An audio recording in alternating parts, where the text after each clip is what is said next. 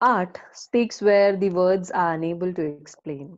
Good evening, everyone. I, Nivedita, take this privilege of welcoming you all to this beautiful event of performing arts, Unleash the Kalakar in You, and the e-launch of ABBS clubs.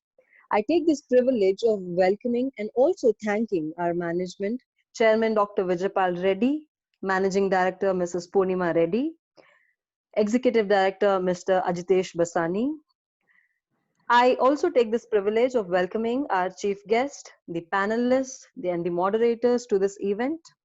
We have with us the support system of ABBS, Dr. D.M. Mahishi, Director, Quality Assurance ABBS, Dr. H.R. Venkatesha, Director, Management Studies, Dr. Madhumita Chatterjee, Director, PGDM, Dr. Vijay Bhaskar, Principal ABBS Undergraduation. We welcome you, ma'am. We welcome you, sir.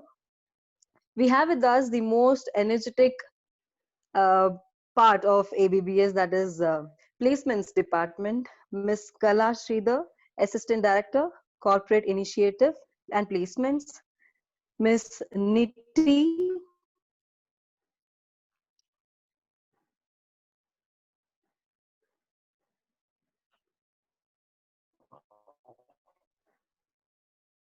Manager, Corporate Relation and International. I also take this privilege of welcoming the faculty. Lastly, I would like to welcome the students of ABBS, students of many other esteemed institutions, and the other fellow participants to this beautiful evening. So a huge round of applause if it's possible for you to clap it on there virtually. And now it's time for me to request, thank you so much. Now it's time to request Dr. Madhumita Chatterjee, Director PGDM, to formally welcome the gathering and also speak a few words on this occasion of unleashing the Kalakar in you. Thank you, Nivedita.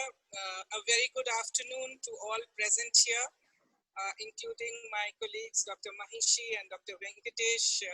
It's so nice to see you after so long. Every time we have a lockdown, we don't see.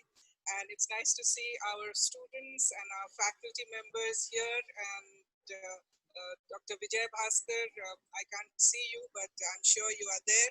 So, a warm welcome to all the panelists. And of course, I need to thank Mrs. Anuradha Barakat for coming here. And I indeed am grateful. And from the institution side, I would like to say a very, very big thank you to you for coming and a very warm welcome to you to this occasion. And we know you will do great justice to this entire occasion. And this is something that we as an institution believe that all students must have an outlet for their inner caliber, their qualities that they have. Classroom is one thing, intellectual abilities are there, but there is always a unique characteristic hidden in each of us as a human being. And I think it is the kalakar that brings out this unique perspective of any person. And as Dr. Venkatesh always says, 70% should be the kalakar and 30% should be the classroom activities. And that is what ABBS has always believed in. So I must thank Kala and Niti and Nivedita for organizing this in a short notice and getting everybody on. And it's been a whole week of a great journey. Like the students have been coming online and performing. So within the parameters of the restrictions that are there around us, I think that this is something that gives us joy and probably makes us believe that life is beautiful and it will come back to its normalcy soon.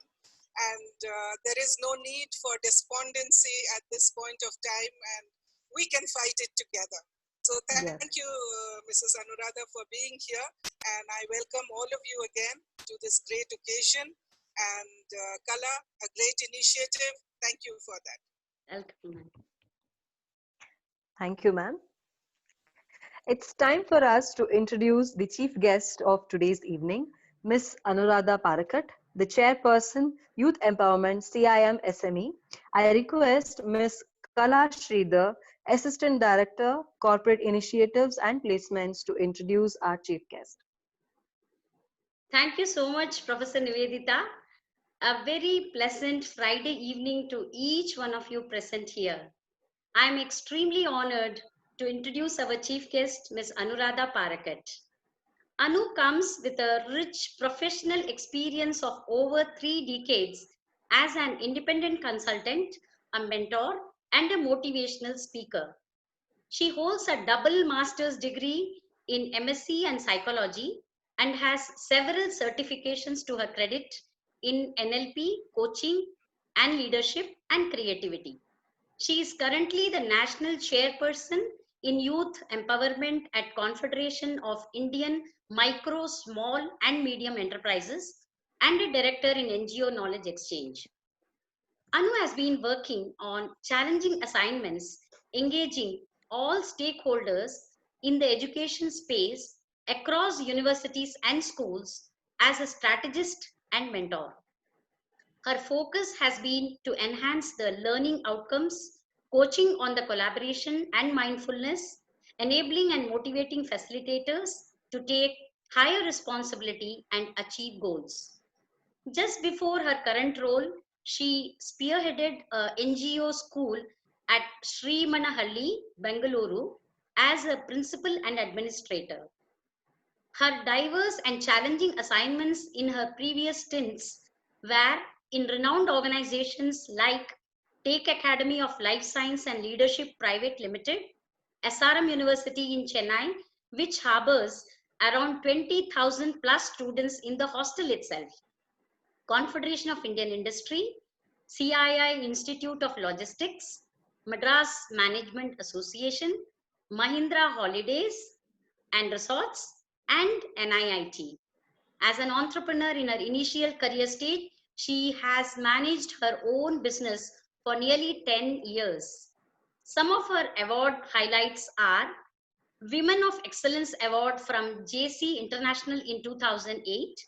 She was recognized as the best trainer and invited to the directors board in the training school at Mahindra in 2002. She grabbed the NIIT's Best Professional Excellence Award in 1995 and IMA's National Award as Best Young Manager in 1984. Personally, I am blessed to have known Anu since 2002. She has been my mentor too, and I have had beautiful takeaways from her. We are extremely delighted to have you with us, Anu, for this unique e-launch. Without any further delay, over to you, Anu.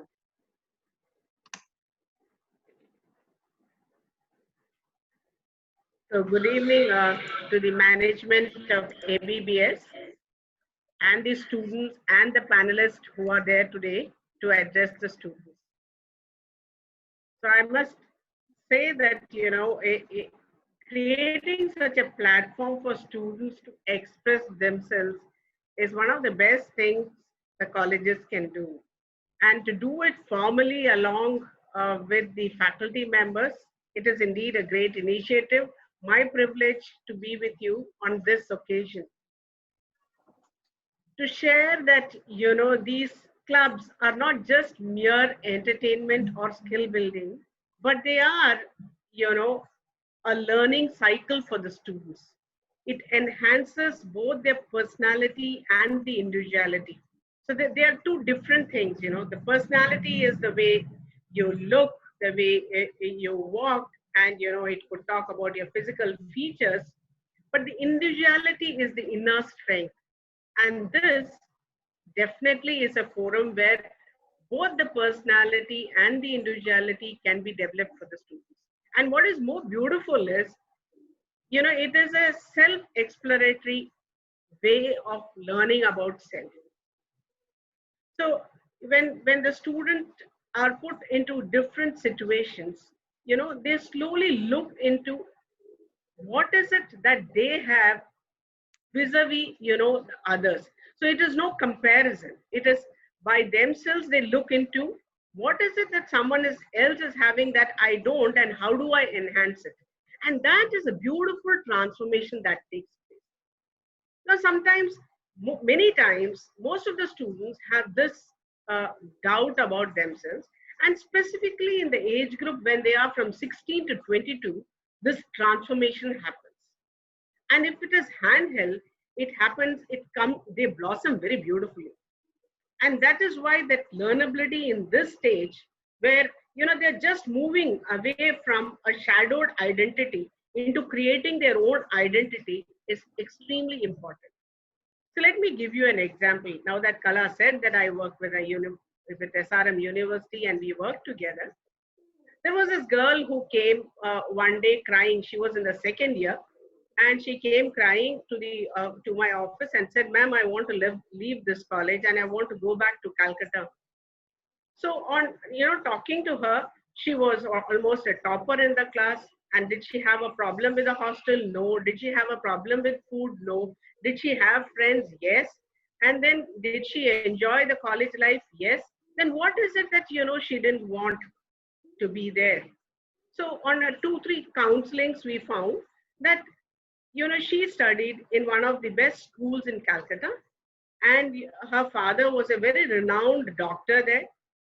And in the school, her father participated and supported the school, and it was one of those upmarket schools. And the school, the teachers and the principal often called his father to give away the prizes or talk to them. They mentioned about his achievements in the morning prayer, etc. So suddenly, she was always known as a father's daughter. And when she came to the college, she managed somehow for a year, but something within herself, was not permitting her there to be at ease. And then when I talked to her on these lines, and she realized that she was missing that, credibility of the father, which was talked around, not happening in the college. And therefore she was counseled how she has to now create her own identity for herself, and not always to be known as her father's daughter or her father's achievement, which she agreed to try for 3-4 months. And I think she blossomed because she was given small responsibilities. She agreed to take up that responsibility, and she, like you have titled, understood the kalakar in her, and she agreed to continue, and she was very happy thereafter.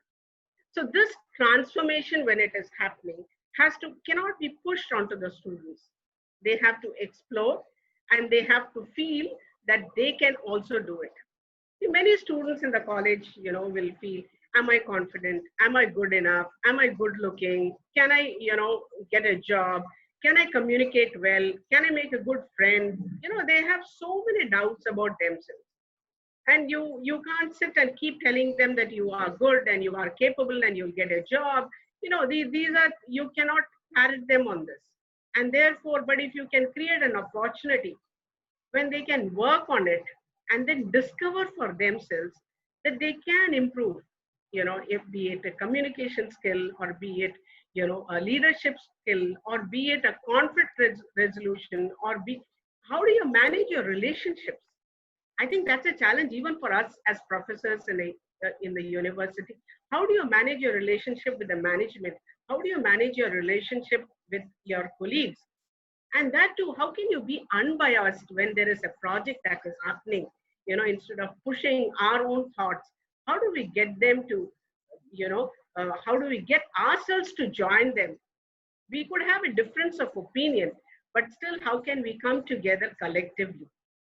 And there are many things that, a teacher can't teach in the classroom, and the student has to learn it on the ground or has to learn it on the stage. It is not just the performance of these arts and skill, but it is the process of learning. How do you conduct? How do you be a part of a larger, celebration? And take it for example, if you have let us say, holy celebration or a Ganapati happening in and around your area, how many of our students would go and volunteer to do something? They would still look around, who's my best friend, and can we go together? And if it is not convenient for them, then I'm not very comfortable. We would want to do it together.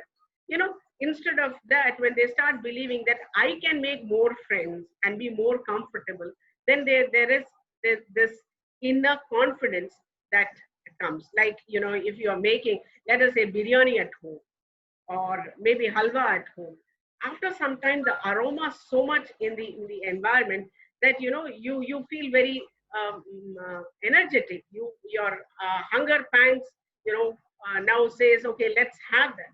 So there is, everyone wants to come together to do that. And similarly, if you create these clubs and create some rules and regulations, you will find that many of the students will follow to the dot. And that is something the professors have to believe and let go of the students to do this. Because many times professors and academicians feel it's a waste of time because there is a fear of indiscipline. Because it is unstructured, there is this doubt: will the students behave? Will there be a misbehavior?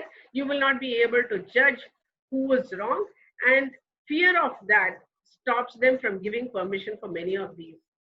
But I want you to trust me. I ran this for 7 years in SRM University, and there would be huge, crowd with, we had some 20 to 22,000 students in the campus. And when we got a Shreya Ghoshal, or we got a Kamala Hassan, or we got an Asha Bhosle, you should see the crowd. But when they were told to behave, they did behave. Because it is, the punishment was, if you don't, next year you won't have an opportunity. And that threat, they don't want to miss out, and they don't want to be a reason, for creating a nuisance value at the. I'm not saying that you can 100%. There would still be some students, who would go beyond the limits of celebration and do certain things. But then that would happen anyway. So we have to consider that a minority, and then we must have some faculty members who love to do all this, to be a part of these clubs and monitor with rules and regulations. So it is indeed, if you look at, the students develop the organization skills, the planning skills, being a team member, and the students have first to learn to become a team member. There would be a bite, like they want to be a leader, but unless you see that they have the ability to manage people. And in this, the challenge is, I'm a third year student, he is a third year student, how can he be a leader? This is a typical question a student would ask, why should I listen to him? So the answer is, you prove your credibility of, taking up a small project, complete it successfully with your team members, and then you would be given a chance. All these clubs are a lot of mini project creators, and that is something that we have to look at these clubs as. Because if you give it to students to manage, they'll come out with so many brilliant ideas. And I am one who bet on them. They come out with so many small ideas which we can't think about, because we have a load of many other pressures to be done. So when they come out with that kind of ideas, we have to tell them certain ground rules. When you come out with an idea, you have to try to sell it to a larger group, and 90% of the chances that it will not be accepted. And therefore, they have to get into that sales skill, which they would develop over a period of time. When they're passionate about it, they don't let go. They would still negotiate, and how they have to get one or two members to listen to them, how they have to accept some of the ideas that they give to make it into a bigger plan, and then how they have to get more members to roll it out. And each of this has got different skill sets, like in a project, and let's say a program that you need to do, the initial ideation, put that plan together, getting people to volunteer, giving them job roles, and then seeing that these roles are conducted properly. Whenever there is a challenge, then come together and troubleshoot that, and then get that into execution. Look at the feedback. Now, this is an entire learning cycle. And in this cycle, there are many stages requiring different kinds of skill sets.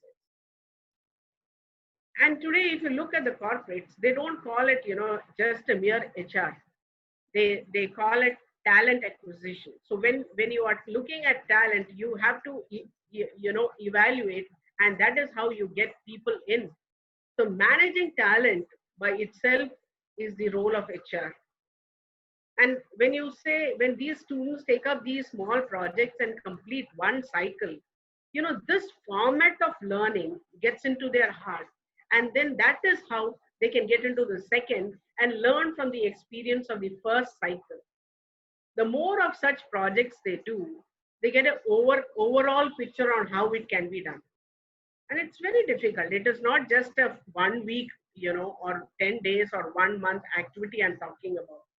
When you get into different groups, you're dealing with different sets of people and you improve your adaptability. So there are several skill sets that you develop. There are several personality traits that you develop, and encouraging students to develop and giving them feedback. And that's one of the most important things, that give them a positive feedback on what they have done well makes the student much more confident. And when the student is confident, he is looking for a leadership position to do one even bigger than this and even better than that. So every time a student moves from A to B, there is some small transformation that has happened. From B to C, again, some transformation has happened. And when in the college, they manage so many, issues and challenges, I tell you, the students take over the responsibility, including placement, like the IMs do. It is the juniors who are in the first year who goes around, making presentations in different colleges. They pitch the college, they invite the HR, and then the HR takes over, and comes to the college for recruitment. So look at that planned way of how some of these premium institutions, push their students to go out and sell. And one of the basic, traits that they should have is good selling capability. It doesn't matter what you are, whether you're going to become a coder in the organization, or you're joining a BPO, or you're joining the finance, that doesn't matter. But some of these skill sets, like selling, is extremely important. And they learn it on the ground. And we have to create those opportunities for them so that, they can evolve as a person.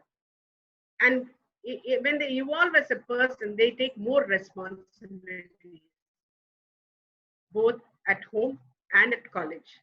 And that is something, that is the kind of communication we need to have with the students about what is their purpose, what is their achievement. And every student is different. You can't, the skill sets that you see in one student may be different in the other.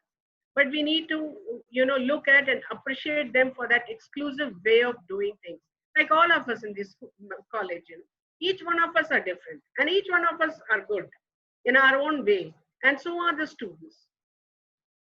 And the students' ability to accept, take over, conduct is far higher than what we had in our times, is what I feel personally. These are all my thoughts. So I feel that their ability to adapt, be technology. Today, Corona is one of the best examples how it's changed our life. That little fellow, that little creature, how it has come into the lives of the people, the corporates, the economies. And, we are all sitting at home, fearing that little fellow, that is in the air. Can you imagine? But it has also given us an opportunity to reflect with our families, connect up, and but it has devastated so many companies and even the institutions. Like today, when the faculty member has to get into a presentation mode with the students day in, day out, it's become so difficult to adapt to this new style of teaching. I think college is okay, but it is terrible in the school for the school teachers, because the conflict between the parents and the student and the teachers, is showing. So it is in these times that when the student learns to adapt, they don't hit a depression. They would find some ways of entertaining themselves, some way of learning new things, some way of accepting technology. And I think the youngsters are open to, the technology and learning. So since my time is limited to 15 minutes, I would just want to end up with one small story. And the story goes like this. It's not story, it is actually a real incident. A Swamiji was playing basketball in his ashram along with some people. So a student who is one of the favorite students of the Swamiji goes running and says, Swamiji, Swamiji, I need your help. The Swami says, just wait, let me finish this game.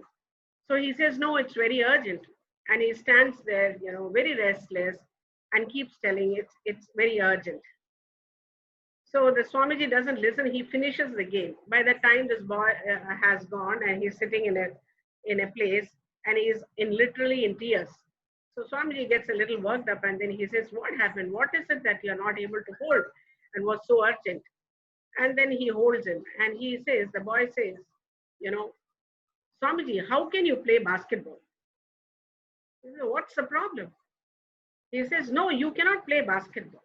So Swamiji says, no, but what is the problem? He said, you are a Swamiji.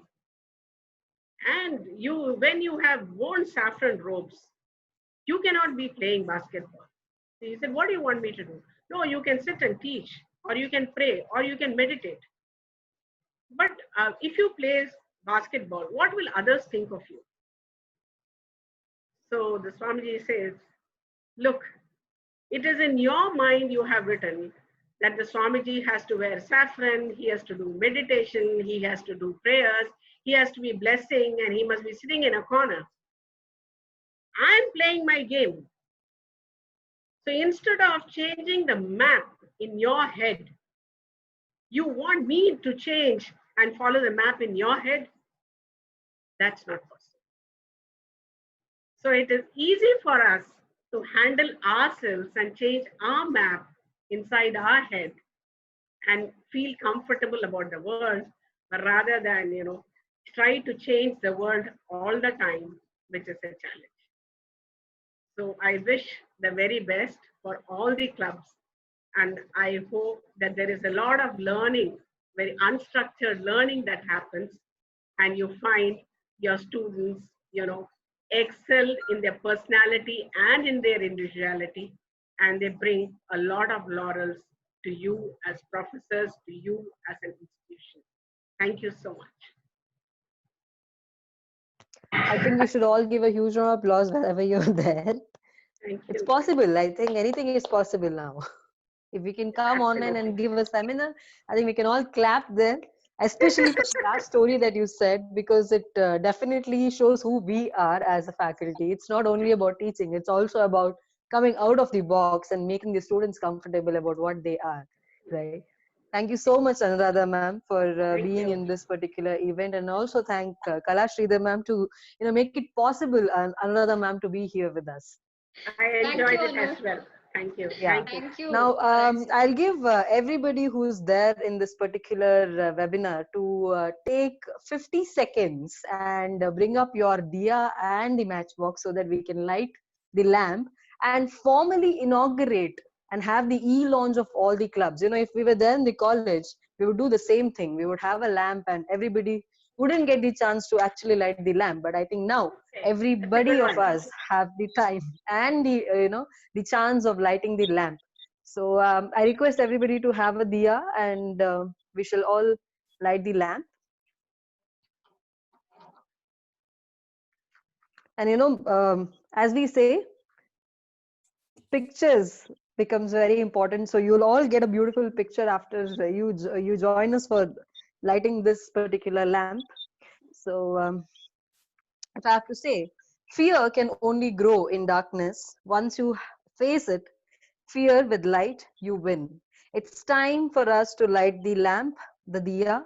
I request the chief guest, Ms. Anuradha Parakat, our panelist, the moderator, the management ABBS, Dr. D.M. Mahishi sir, Dr. H.R. Venkatesha, Dr. Madhumita Chatterjee, Dr. Vijaya Bhaskar, and Kala Sridhar ma'am, Ms. Nitti, and our students and all other faculty members who are there in this particular webinar to join us for the lighting of the diya, a diya of hope, hoping that all the corona ends and we all have a beautiful beginning again. Can we have all in the video, please? I'm going to take a print screen. You Oh, should give me lovely. one moment. You should give me a Yeah, minute. yeah, Nivedita, I'm waiting for you.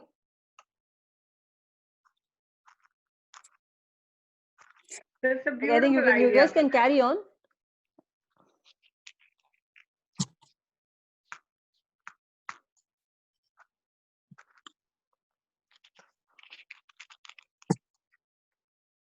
Niti and Gaurav.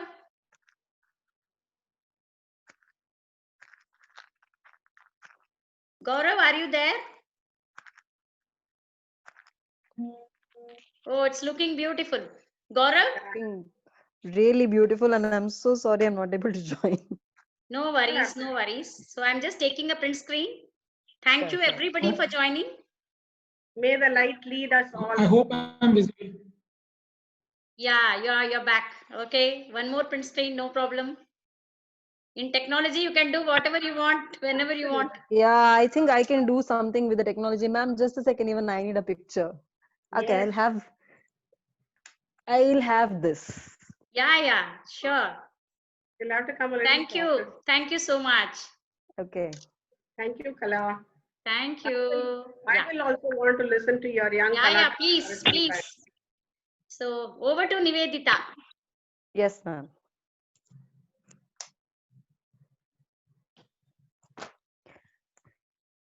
Okay, so we had this beautiful lighting of diya, the diya of hope. I hope all your wishes with this diya come true.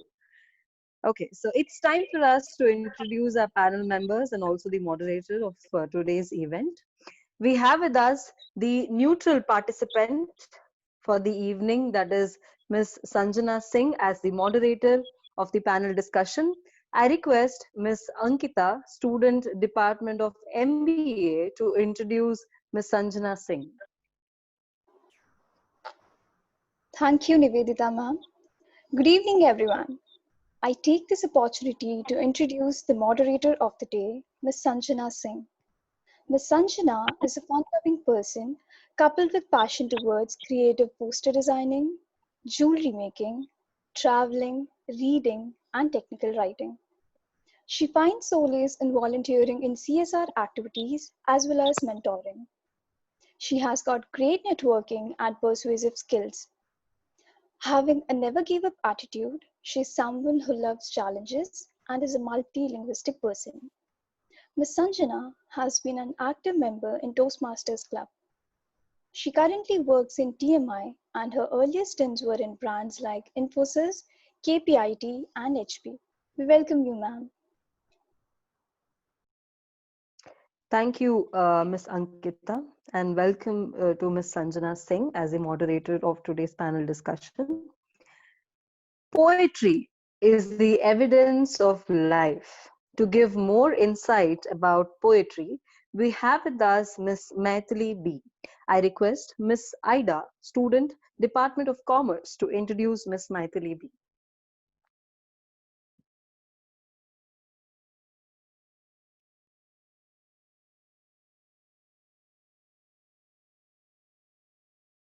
I request Ms. Ida from the Department of Commerce to introduce our panel member, Ms. Maithili B. I think silence speaks a lot of words. Huh?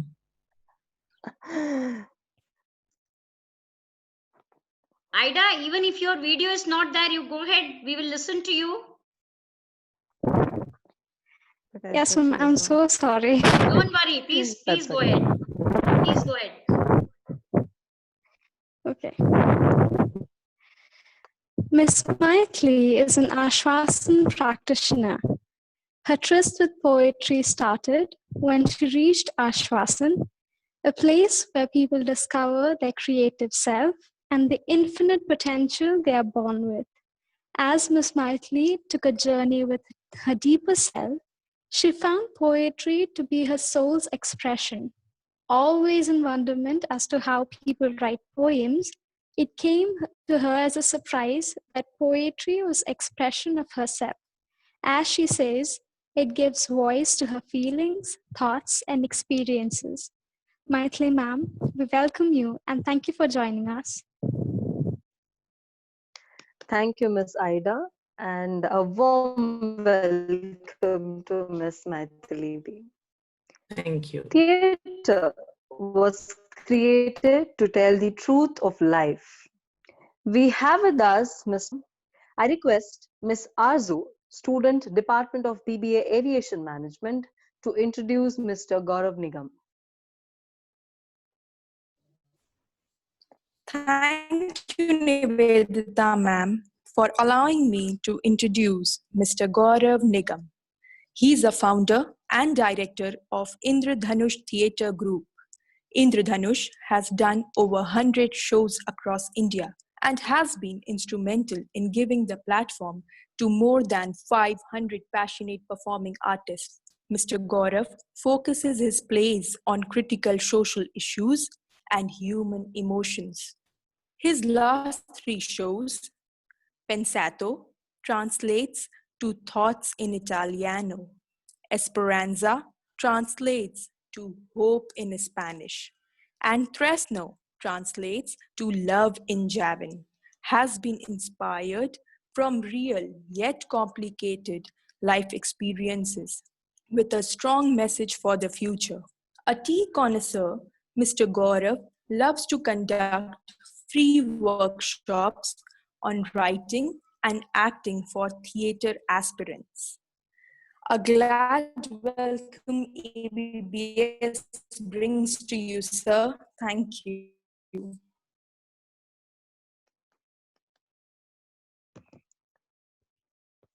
Thank you so much, Miss Arzu, and a hearty welcome to Mr. Gaurav Nigam. Dance is magical. That sets you free. To talk more about dance, we have with us Miss Aishwarya Mani. I request Miss Swati, student, Department of PGDM, to introduce Miss Aishwarya Mani. Thank you, Nivedita ma'am. I take this opportunity to introduce Miss Aishwarya Mani. Miss Aishwarya Mani is a young aspiring artist under the tutelage of Padma Bhushan Guru Dr. Padma Subramaniam. She is now pursuing Masters in Fine Arts in Bharatnatyam from Shastra Deemed University, Tanjore, and a course in Karnas. She is also learning Kathak and has completed Yoga Instructor Training course.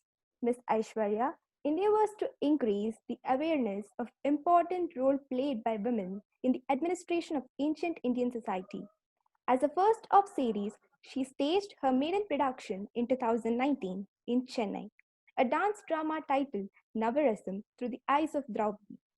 She was recently invited in TEDx ABBS to share her experience and the journey of her research work for Navarism. Miss Aishwarya is a classical dancer, choreographer, producer, and intends to do experimental pieces through the vocabulary of Bharatnatyam. She is currently pursuing her master thesis on theory of emotion from ancient Indian literature, Natya Shastra, and Yoga Sutra. Miss Aishwarya has also conducted several workshops, lectures, demonstrations in colleges. We welcome you, Aishwarya ma'am. Thank you, Miss Swati, and a hearty welcome to you, Miss Aishwarya Mani. Music acts like a magical key that opens the closed heart. To talk more about this musical key, we have with us Miss Anjana Padmanabhan. I request Miss Sadhana, student, Department of Computer Science, to introduce Miss Anjana Padmanabhan. Thank you, Nivedita ma'am. It's my absolute pleasure to be introducing Miss Anjana Padmanabhan. Miss Anjana Padmanabhan is the winner of the first ever Indian Idol Junior, hosted by Sony Entertainment Television during 2013 when she was 10 years old. The show was judged by none other than Shreya Ghoshal and music directors Vishal and Shekhar. Shri Amitabh Bachchan ji handed her the winning memento. Prior to winning Indian Idol Junior, she was a semi-finalist in Airtel Super Singer 3 on Vijay TV Tamil. Since then, she has been consistently learning Hindustani classical music as a prime style from Srimati Sangeeta Katti Kulkarni ma'am. She has performed in front of many celebrities like Priyanka Chopra, Shah Rukh Khan, Deepika Padukone, and various senior music artists such as Shankar Mahadevan, K.S. Chitra, Shreya Ghoshal, Vishal Dadlani, and many more. She has an array of performances which include duet with Shreya Ghoshal at 53rd Ganesh Utsav, a musical show in front of 1,000 plus audience at Chauraya Hall in the august presence of veterans like Asha Bhosle, Wahida Rahman, Sharmila Tagore, Asha Parekh, Zeenat Aman, and Hema Malini. For the Indian Army, in corporate shows and brands like Infosys, SAP Labs, Intuit, Prestige Group, JW Marriott, and colleges like Jain University, KLA University, and ISBR Business School. She has been awarded the Young Achiever and Youth Excellence Award by Rotary Bangalore. To her credit, she is the owner of 26 songs with Grammy Award winner Ricky Cage. She is the brand ambassador of International Kids Culture in Bangalore and Chennai. Her singing was also applauded overseas in places like Ghana, Botswana, Indonesia, and Dubai. Her debut song in Kannada, Nannedeyolage from the movie One Kate Hilla, was nominated for the Mirchi Music Awards South for the category Upcoming Vocalist of the Year. She is a 12th grade student from DPS, Kanakpura branch. We are immensely happy to welcome you, ma'am. Thank you so much for having me. Thank you. Thank you so much, Miss Sadhna, and hearty welcome to you, Miss Anjana Padmanabhan. So we finished with the introduction of the panel members, and the floor is all yours. I request Miss Sanjana Singh to take over the session and have the beautiful panel discussion. Hope we get to know a lot more about poetic and about the music, theatre, and lots about our art forms. Thank you so much. Thank you so much, Nivedita ma'am. Good evening to all the lovely people out there. Good evening. Thank you all for coming to this session. We all are here for the launch of ABBS Art Club, and I bring to you the panel discussion from different art fields where we have Mr. Gaurav Nigam, who owns his own theatre club Indradhanush, Miss Aishwarya Mani, whose passion is dancing, Miss Maithili is a magical poet, and who don't know Anjana Padmanabhan, the first Indian Idol Junior 2013. Today, from the panelists, we are going to learn a lot of insight about the different forms of art and how to imbibe them within us if we are passionate about it. Now, without a further ado, we are going to set the stage on fire with a lot of questions. But before that, I have a couple of things to mention. If the audience has any questions, feel free to use the Q&A box given in the meeting for your questions, which will be taken at the end of the session. And for the panelists, don't think the questions are easy. They can be tricky at times. You have to watch out for. Are we all ready? I want a thumbs up from all of you. Cool, so let's get started. My first question will be for Mr. Gaurav. How is theatre important for students? And do you think theatre has a future when the world is moving towards technology and digitalization today? The answer to this question lies in the simple fact that no matter whatever technology is, we still feel the need of humans in this panel discussion. They are not robots who are lighting the lamp. They are not machines who are giving out the message broadcasted somewhere. And there are not recipients who are looking for that underlying hope, what they should do in the future. So that very ecosystem demands that the human skills and human attributes of poetry, theater, dance, all of these are very much needed to make a person an accomplished individual. Now, let's understand how this will go hand in hand as we march ahead into the future. We need to understand that the modes which were used in the past, perhaps they need a little bit of rejig. How about if I want to talk to someone, say that I want to share with you a whole theatrical experience, but because of COVID, you cannot go to a theater hall. Then maybe technologists need to devise AR and VR devices and bring in the whole story format in a manner which creates that home theater experience. But storytelling will not lose its significance. That still remains. Only thing, it will adapt to a 3D technology, AR and VR technology. Now let's talk about the business angle for students or a lot of people who are from different streams. A lot of customers and clients these days are looking for solutions where they can know about what is the message being given in a very short interval. For example, Audible, it is by Amazon. The audio storybooks. What was the reason of introducing Audible? The very reason was maybe people these days are more hooked on to the technology. They don't have time to talk to their grandmoms, grandparents, and listen to these folklores or tales. So they can switch on to a podcast and listen to them. So still storytelling adapted to this medium. We need engineers. We need people who can tell them a sense of storytelling. We need people who help them understand the characters, the persona. So this will continue to go hand in hand. And that's how the students can also do excel in their future. Thank you so much. I think you reminded of how I used to use some excuses in my childhood when I don't want to go to school. Okay, whom should I ask my next question? Okay, so my next question is for Miss Maithili. What sparked your initial love for poetry?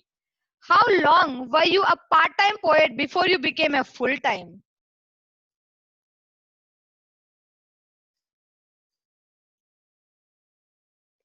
Can you unmute yourself? Yeah, this is what happens when I'm in too many silences. So first of all, I was just telling my colleague also, as recent as morning, that I never thought what I wrote was poetry. I never thought how I express is called poem. So I never thought it's called poetry at all. But having said that, very interesting question, because before Ashvasan started, like I'm part of Ashvasan, that's how you know me, right? As my introduction says. I used to wonder right from my childhood, how do people write poems? Because I used to think that it is really, really, for me, it is very subtle, very divine. It flows. So I used to wonder, how do they write? Javed Akhtar, Gulzar, Sahir Ludhianvi, such beautiful names, and I would wonder, how do they write? Okay. And yes, Wordsworth, Keats, and all that, of course, goes without saying.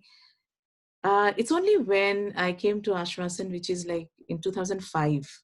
I know you may think that it's an organization. Yes, it's an organization. It's a spiritual science organization. The most important thing is this is where you discover yourselves. Okay, all of us have our own potential. Nobody tells anybody to be a certain way or, this is your potential and all that. You need to experience it. And when I reached, you won't believe it. I mean, it looks like a story, but all of a sudden, one day in the night, I got up to write the first poem.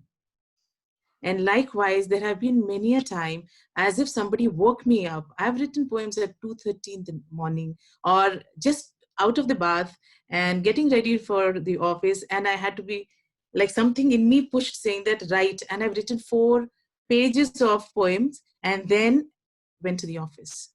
So if you ask me, when did you start? I think I'll say in 2005. And when was I a part-time poet? As I said, what I wrote was poetry. I did not know, so there was no part-time. I was living with for me, poetry is nothing but expression of myself. So I'm a very expressive person. And I've always expressed, but I found my expression as poetry in 2005. So I'm full-time for my organization to share the organization that it was created, the special person, the founder of this organization, everything, is captured into the subtle flow called poems. And the most important thing, what I like about poetry is there's no grammar.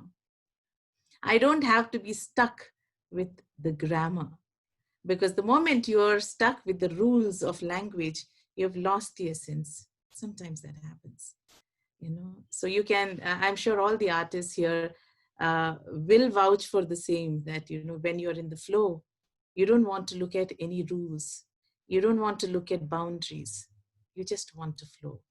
And this is what poetry is for me. And I'm full time a feeling person, so I write when. That's mesmerizing. At times it happens that it's raining all night in Bangalore and I wake up in middle of the night to write something, but then I don't find words, so I just go back to sleep, you see. Thank you I so think much. That was any expression here, singing, theater, everything, including poetry, I think it's expression of your spirit. absolutely, That's couldn't how agree more. close you are to yourself, how genuine you are, acknowledging your own emotions. I think that makes a lot of difference. Lot of Hmm. Absolutely. Thank you so much, Maithili, for that. Now, my next question is for Ashwarya. You produced Navarasam through the eyes of Draupadi. What was the concept behind it and your experience while doing it? What inspires you to keep going and do more and more on that note? Am I audible? Is everyone able to hear? Yes. Yes. Okay, so Navarism is about an 18-month project. It didn't happen overnight. It took me about 18 months to put it on stage. Right from the script, including the music. I'm not a singer, so I had to like research so much about music, ragas, what rasa goes well with what ragas, and I had to learn a lot about the navarasas. And I think the first thing that sparked it out was a very casual talk in college. Like we went to a room where like four of us were just talking about what to choreograph for a college event that is going to come up. And then it just sparked. I was like, oh, we can do Navarasam. And then why not we take it through the eyes of a historic figure and with a person who has a voice. And that went on with saying, okay, a person who has a voice, so let's do probably Rama, or let's do okay, if you're going to go women wise, let's do Kali or something like that.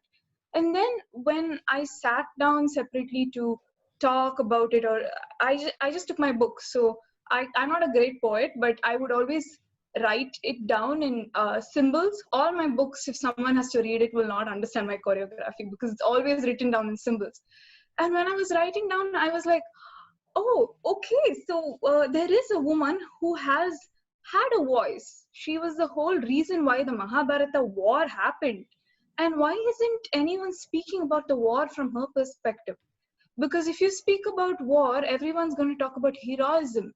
But what did she have to bring out in herself? Now, if I have to take heroism or courage, which is a Veera Rasa, what does she say? Because she's always underplayed, she's always in the background. Yeah, she was the cause and we're always going to only push her back.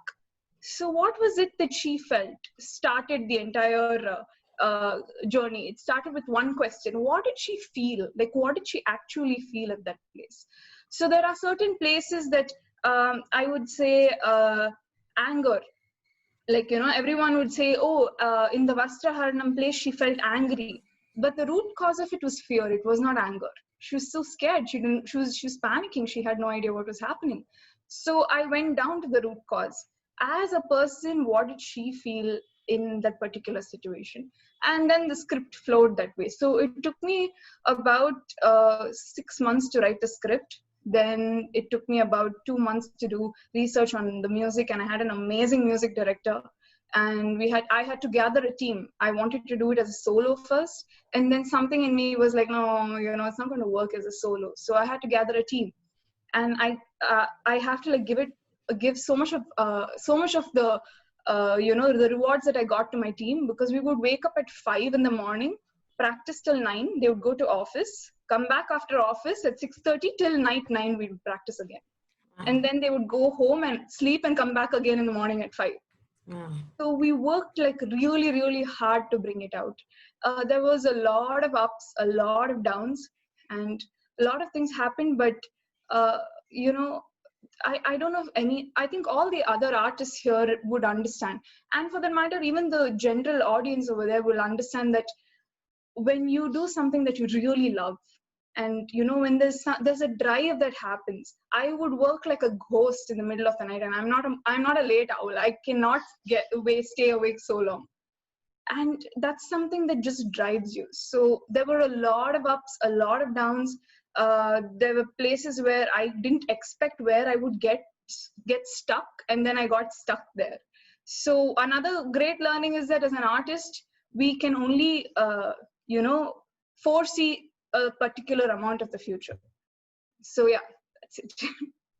Thank you so much. And trust me, Navrasam through the eyes of Draupadi is magnificent, and I watched it on loop few times to check Oh, all the rasas, and it's beautiful. It's a masterpiece. thank you Thank you so so much. much. Thank you so much. Now let's go ahead. And my next question is to the youngest member of our panelist, Anjana. Hi. Anjana, you have achieved a lot at such a small age. You're so young. How did you decide to pursue singing as a career? Is it there in your family gene? Please tell us about your inspiration on how you started it and how budding singers who are looking out just like you can take benefit out of it and learn it. Okay, so coming to the question of how I started singing, so I was about 7 years old when, every kid when at that age goes for like about 10 to 15 classes in their life. They go for badminton, they go for tennis, they go for music, dance. So I did that too myself. And my parents kind of found out that a lot of what I liked and what I enjoyed was music and tennis. So I used to come back home, singing all the time when I used to come back from classes. So they knew there was something in me that, I kept humming songs and I would listen to a song and I would just start singing it and things. So that's how it started for me at that time. But, as a kid, I was very shy when a lot of people used to come home. And my parents would be like, okay, why don't you sing a song for them? And I just ran away and shut myself in the room and not do anything. So my parents figured that I wanted to sing, but I'm just very scared when it came to like singing in front of people. So that's when so there was a show called Super Singer Junior, which happened in Vijay TV, which is a Tamil reality show. So I took part in that show when I was 8 years old. So that show happened for an entire year, but I think I'll give a lot of what I am today to that show because I learned everything throughout that show.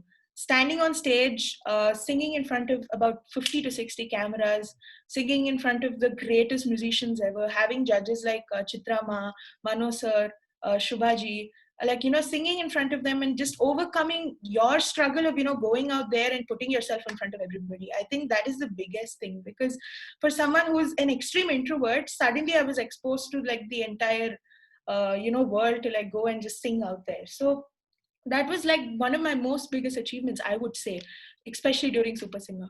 And Super Singer made it very comfortable for me to actually go to Indian Idol. And I never expected, again, coming to Indian Idol, I'd never went to the show thinking I'd win. I just went there because I wanted to know and gain as much as learning as I can.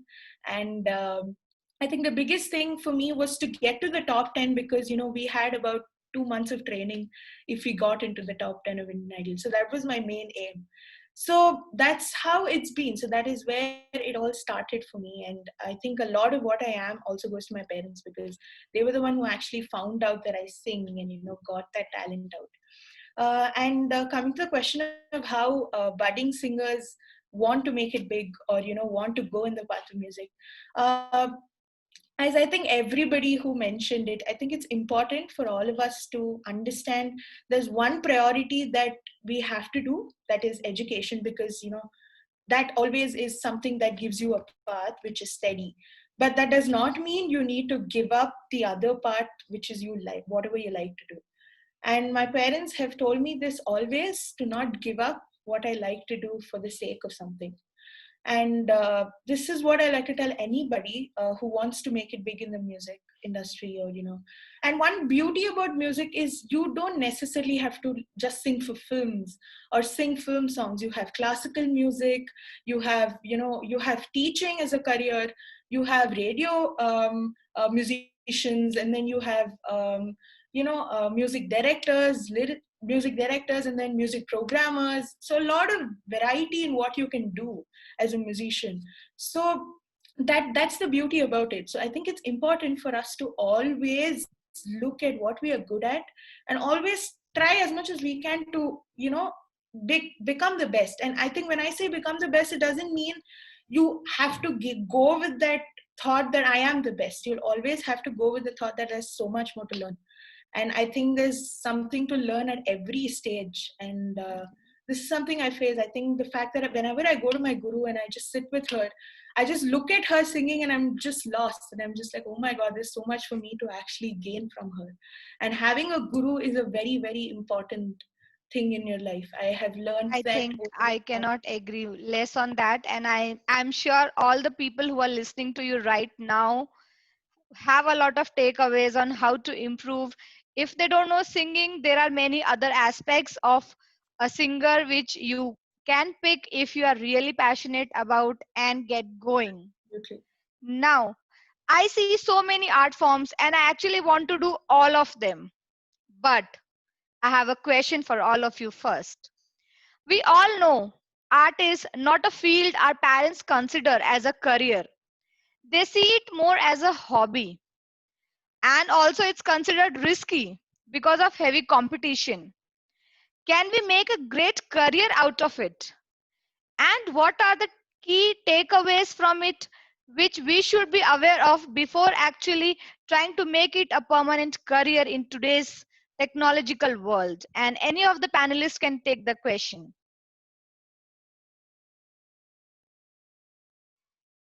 Sure, Ashwarya, go ahead. Okay, so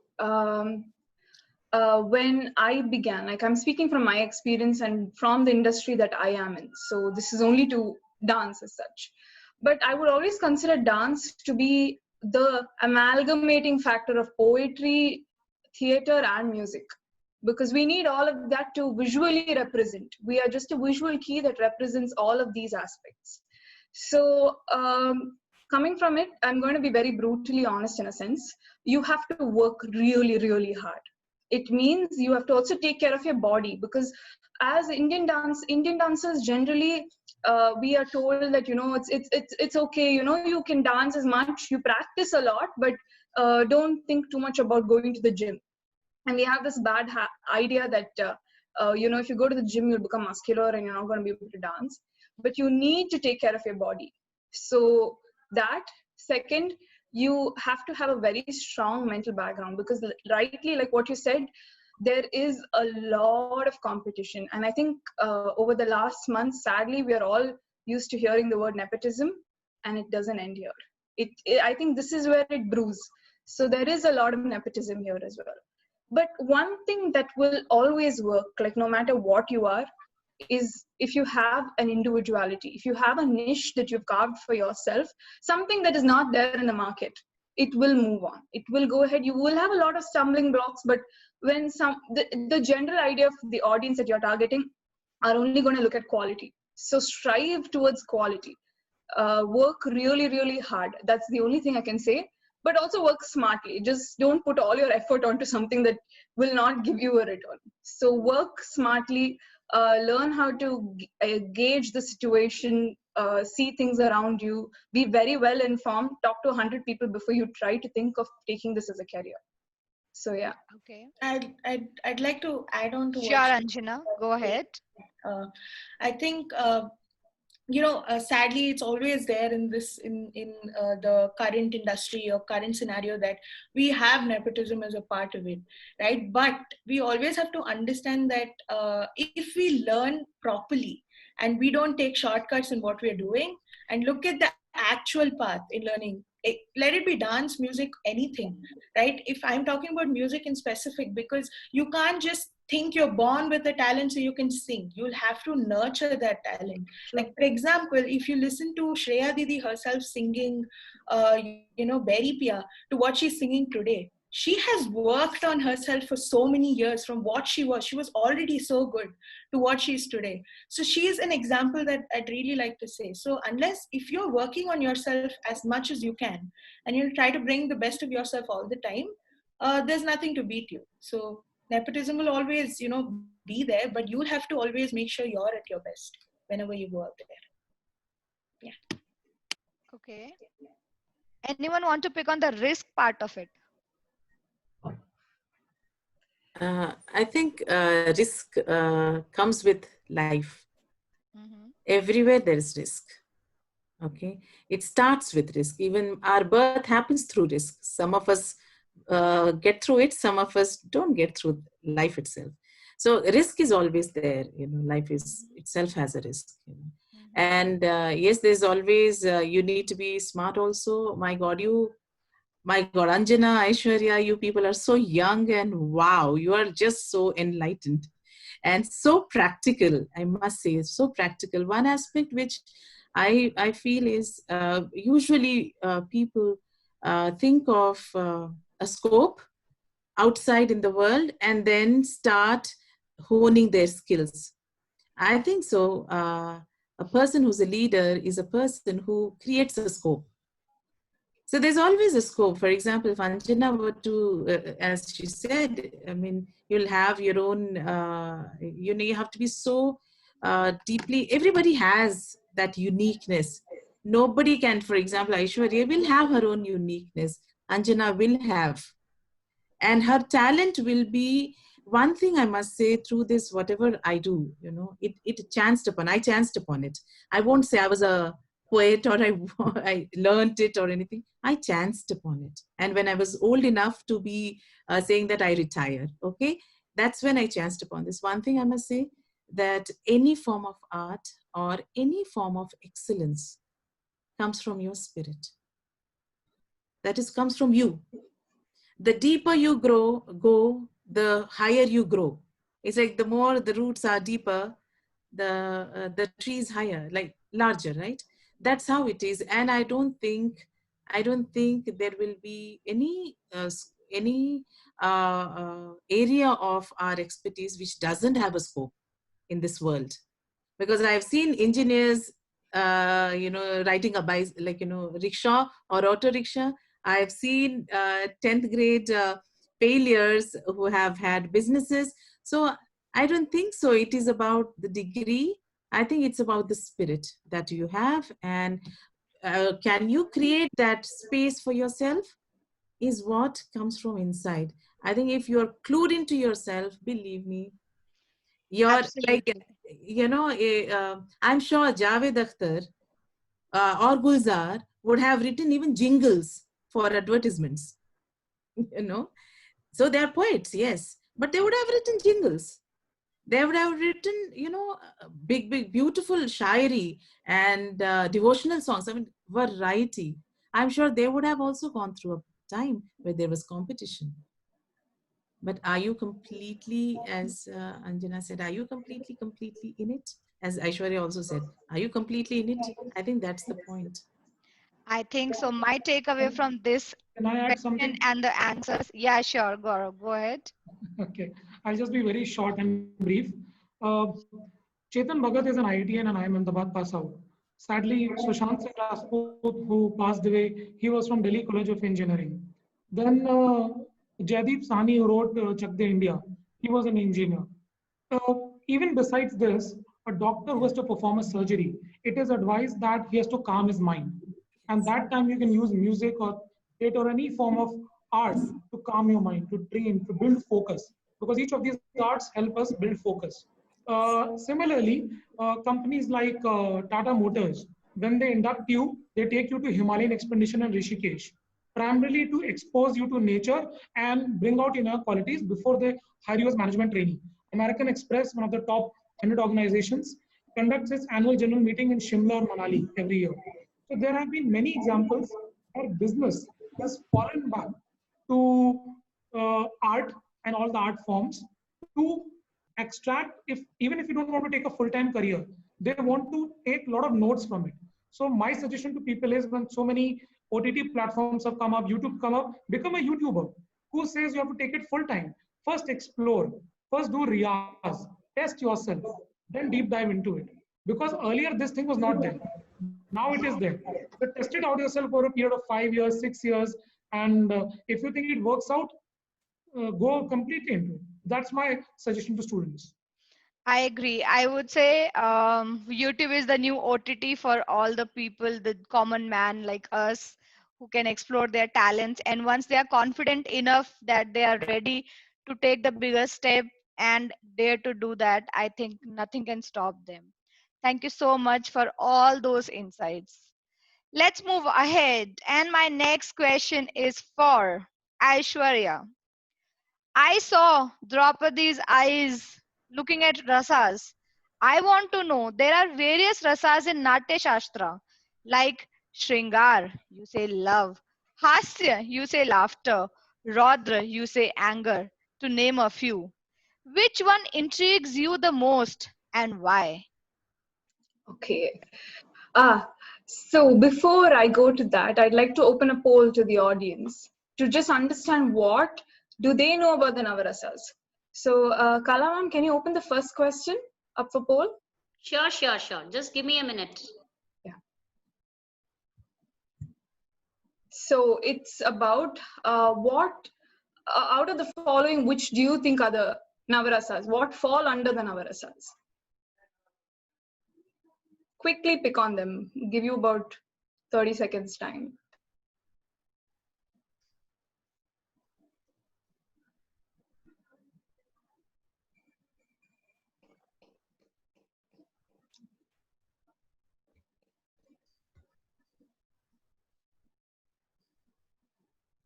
Aishu, can I share the results? Yeah, please. Okay, love, great. Okay, that's lovely. So most of you know what the Navarasas are. I'm so glad you picked up love, shock, disgust, and fear. But something that I want to add on, like to what work I've done with the Navarasas, physical weakness comes before love, before shock, before disgust. Intoxication can be the reason why you get love, why you are in shock. If you're intoxicated, it also leads to fear. And laziness can also be caused by all three. These are the fleeting emotions that we call in the Natya Shastra as Vyabhachari Bhava, which means it doesn't stay in one place. We're all heard of the term called Vyabhachari and we all think it's wrong, but it just means fleeting. The word in itself just means fleeting. And these emotions are so much more powerful than the Navarasas that we experience and we think that we've experienced. So again, to give before I get into like which one I really like and which one I really like to explore at work, can I open the second poll?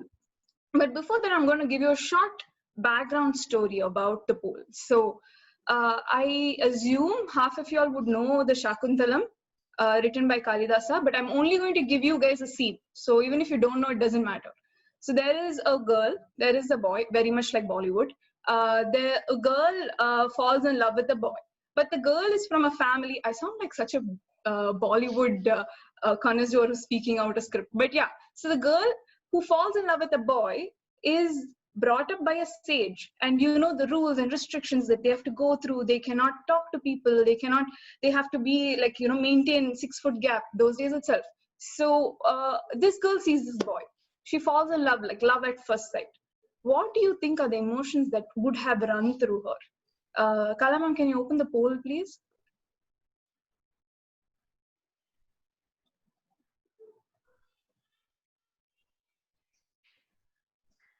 Yeah, again, 30 seconds. So.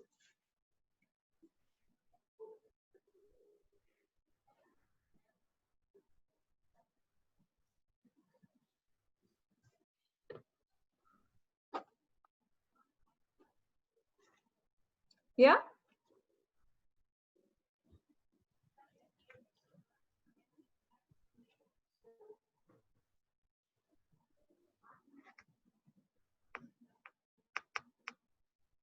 Can I get the results too? Oh, fear. this is very interesting now, isn't it? Fear was supposed to be the Navarasa, one of the biggest Navarasas. And now it comes under Vyavachari Bhava. Why? Love is the end result, right? There has to be an end. She's fallen in love, that's why she's feeling all of this. So my take on the Navarasas are, there isn't one thing that you just feel. It's the underlying cause that builds up as rasa. What else you feel along with it, it just adds beauty to it. Because you cannot show a heart-eyed emoji to on the stage. The build up that comes through it is what rasas happen. And my favorite rasa of like the entire lot is disgust. uh, this is very shocking. Even to me, it came as a shock, because first time when I started working on the Navarasas, uh, I worked with everything else. Like everything else, you have an idea, you can figure out, you have a set closed rules. But for a disgust, you don't really have a closed rule. But something that's very, very beautiful is that disgust is the seat of the archetypical energy, which is judgment. So something that you judge, and if it repulses you, you immediately bring it out into disgust. And all of us as human beings have a huge judgment. Even if you say, I don't judge a person, we all judge situations. We all judge so many things that happen. And disgust is a very strong feeling. That is the survival instinct that we all have as human beings. And it's very often just omitted because we're not able to understand that emotion fully and express it. Only if you understand experience, you can express. So I would say that that's the most favorite rasa of mine. So Wow, yeah. your thoughts give me altogether a new insight to look at rasas now. Thank you so much for that. Thank you. Now moving on, Anjana. Next question is for you. What kind of singer would you classify yourself as? And what has been your best performances of your career so far? So I'll really like to tell you all that as a kid, I used to sing a lot of melody songs. Now, when we say melody, we say soft songs that, love songs. Those were the things that I actually started singing. Old Lataji songs, Ashaji songs. This was what I started off singing. But later on, I think I started understanding that there is much more than just melody to music. There is, if you open your eyes and ears a little bit towards the west, you will find jazz, pop, rock, blues. And then in Indian music itself, you have Hindustani, you have Carnatic, you have folk. And I think each state's folk music is so beautiful. So I think that was something that I started exploring. So I kept my base as one thing that I started learning, that was Hindustani music. And then I started exploring other forms of music too, because I wanted to understand how different my voice sounds for each of the styles. And I think as a singer, it's very important for you to explore not just one style, as many styles as you can, but always keep one as your main style and then supplement it with other styles. Like for example, even if you just take Bollywood music, you can't classify Bollywood music as pop or rock or classical, because it's just a mix of everything. You'll find pieces like Ghar More Pardesiya or Mere Dholna, and then you'll find pieces like Kaisi Paheli, Mohabbat Buri Bimari, and you have songs like that. So there's a variety when it comes to music. So that was something I started exploring. So I wouldn't really want to categorize myself as one form of a singer. I'd always want to explore, because I think there is so much to learn in each form of music, and that's something I'd want to continue doing. So I find Western music really nice when I go for classes. I find in Indian music is the base for me. Like every time I listen to Indian music, I just feel I'm in this completely different world. And the fact that I just listening to Rag Yaman in the evening, or listening to Bhoop, or even listening to Bhaira Vatodi in the morning is just a different feeling altogether. And the fact that you have a timing for each rag, and that it, people will say timing me and things like that, but if you actually listen to Yaman in the evening, it's a different feeling altogether. And you are just in another world when you start exploring it this way. So that is what I would say on Wow. this. Wow. I just lost, like I was just listening to you and I was like, just keep on listening. Such an amazing, really. My panelists are like so interesting actually. I just want to keep going the panel to just go on and on and on. But we have time restrictions. So let's move on to our next question. Next question is for Maithili. Has your idea of writing changed since the time you began and now? Also, do the internet and social media contributes to the well-being of poetry?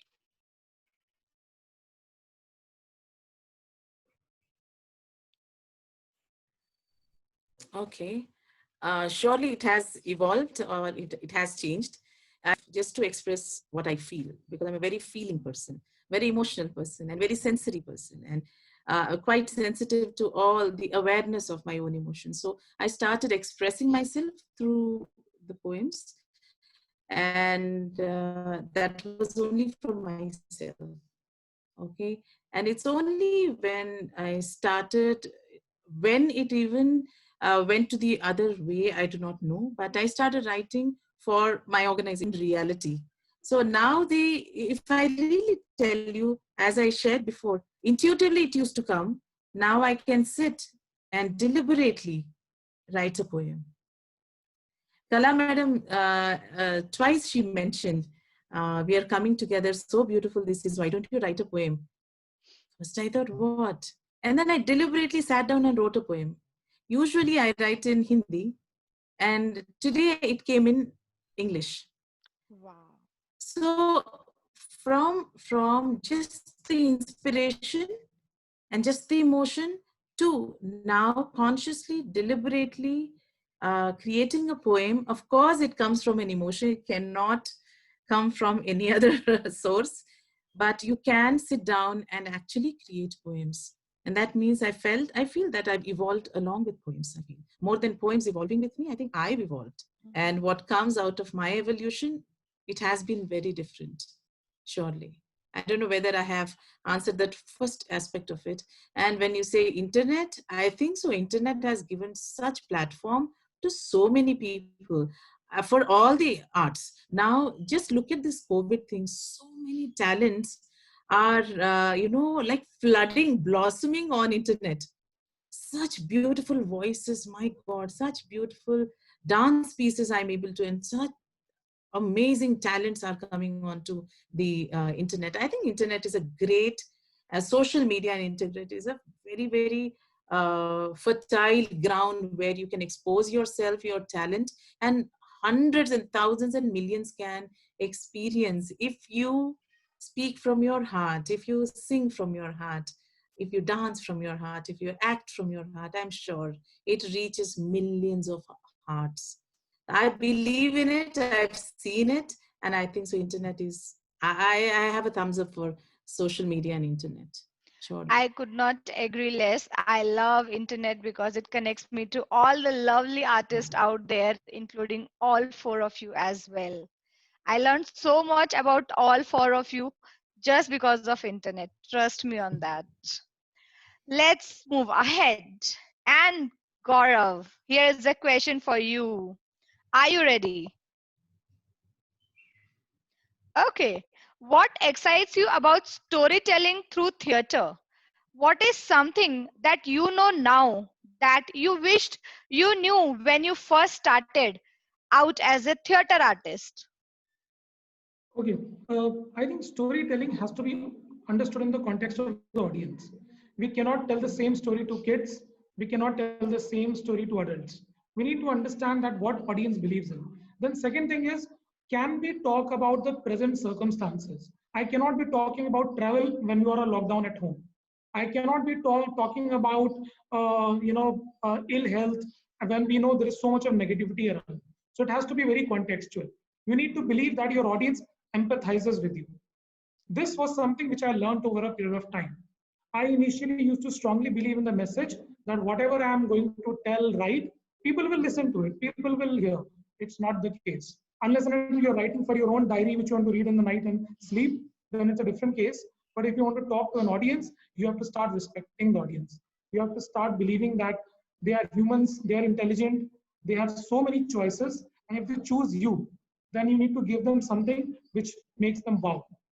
So, storytelling, I think, is a form of medium which is actually being used by a lot of colleges and corporates also these days to simplify a message. And I think, message, since so many students are on the call, I would like you to watch the launch which Steve Jobs did for MacBook Air. It was the thinnest laptop when it was launched.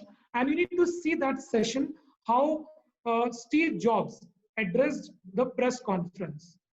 He used the term, this laptop, I'm using my mobile, is so thin, it looks like one of those envelopes floating in our offices. Now, why did he use that metaphor of envelopes? We have seen our envelopes, and this means that in that envelope, laptop can fit. It is so thin, and those envelopes are floating. Do envelopes ever fly? But it wanted to say it is MacBook Air. It is so light, so thin, it can be floating around in the office. So that guy was a storyteller. He used to simply come, wow, and share his thoughts, put the toughest and the complex of the messages across. So all the students out there, all the artists out there, believe in the simplicity. In movies, Rajkumar Hirani, haven't you seen so many messages he tells in a very simple manner? There is fun element and then there is a message in the end. Try to become a person like that. I've heard a lot of haikus, I have heard a lot of spoken word poetry, which will be dealing with so many complex issues yet very simple. So the idea today is be simple, connect with the audience, and talk the language what they want to hear. Empathize. Thank you. True, true. Thank you so much for that.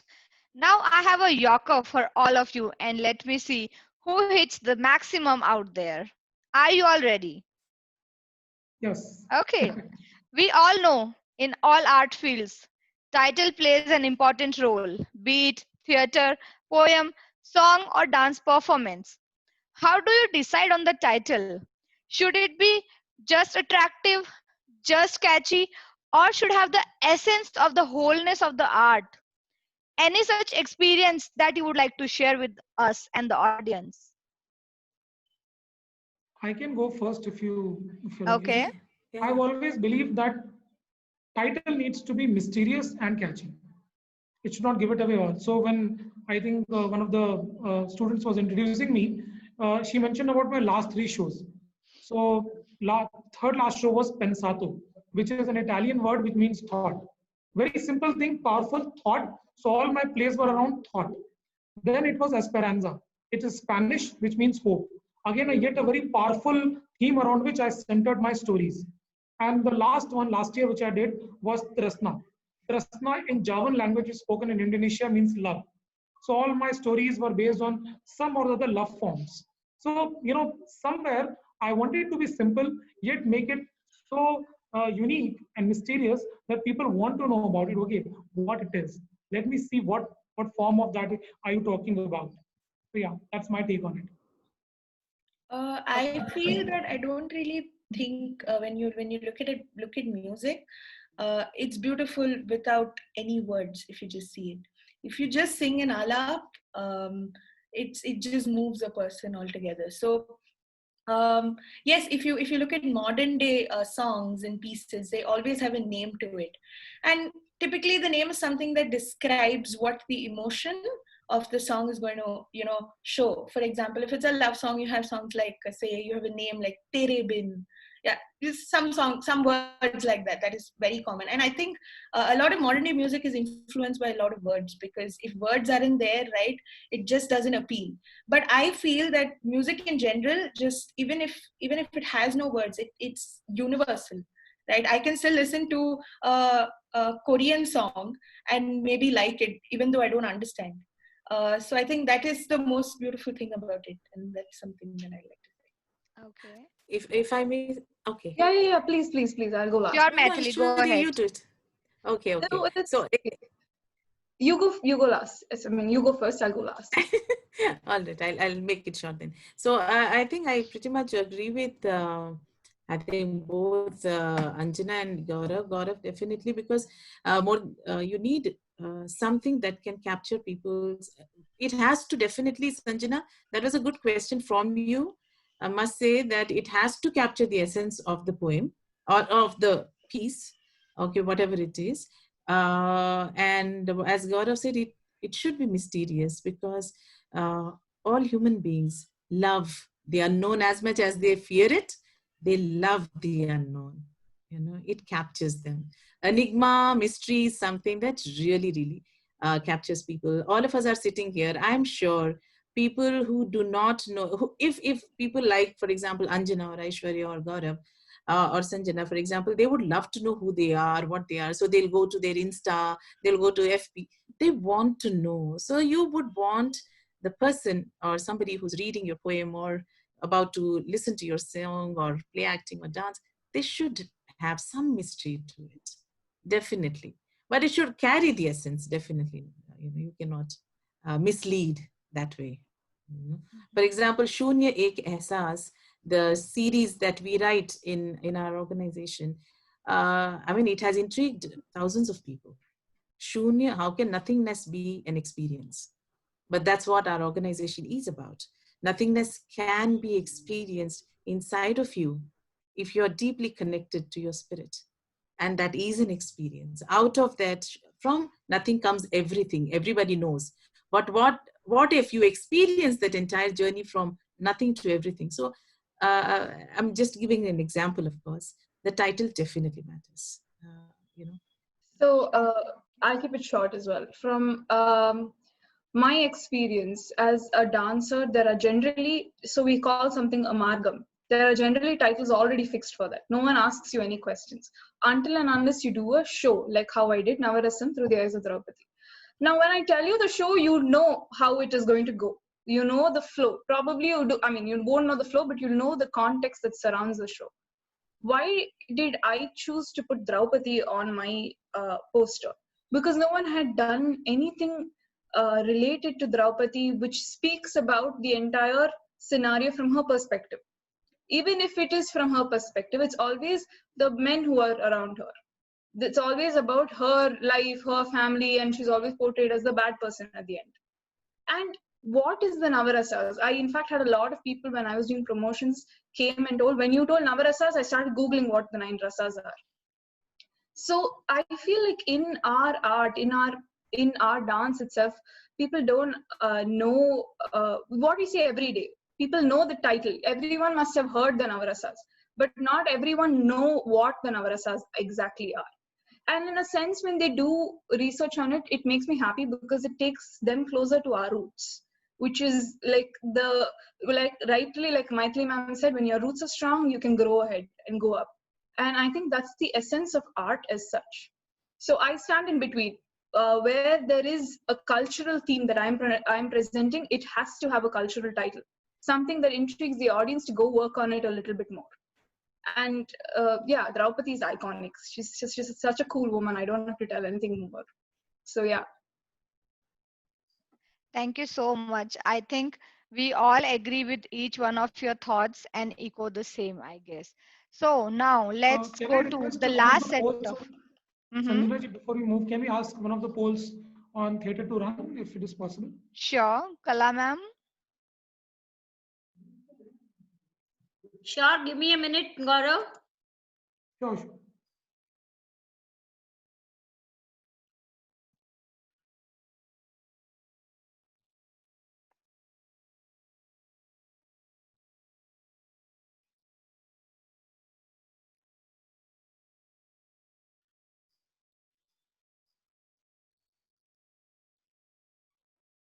So we'll give them some 15 seconds. Madam, 10 seconds is good enough. Okay. And then we can have another one. Yeah. So are you Yes. going to talk about this and then we'll go to the next one? No, let's go to the next one. Okay.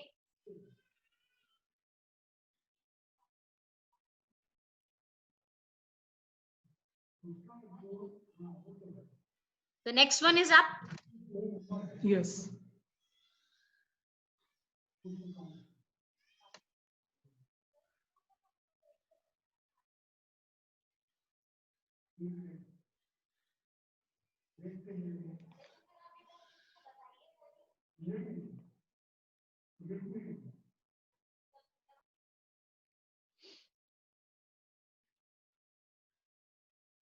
Okay, ma'am, we can move on to the next one also. Okay.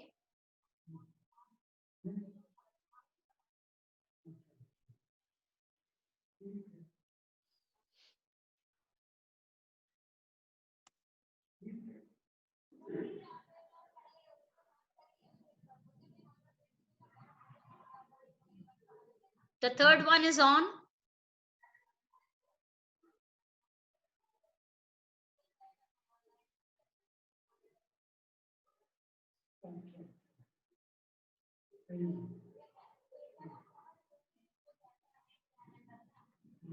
Ma'am, can we have the results for the three? Yeah.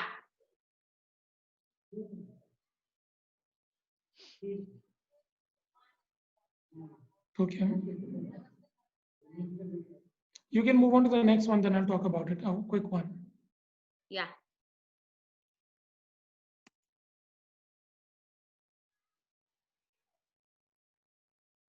Uh, You want me to continue or you want to talk about the results, Gaurav?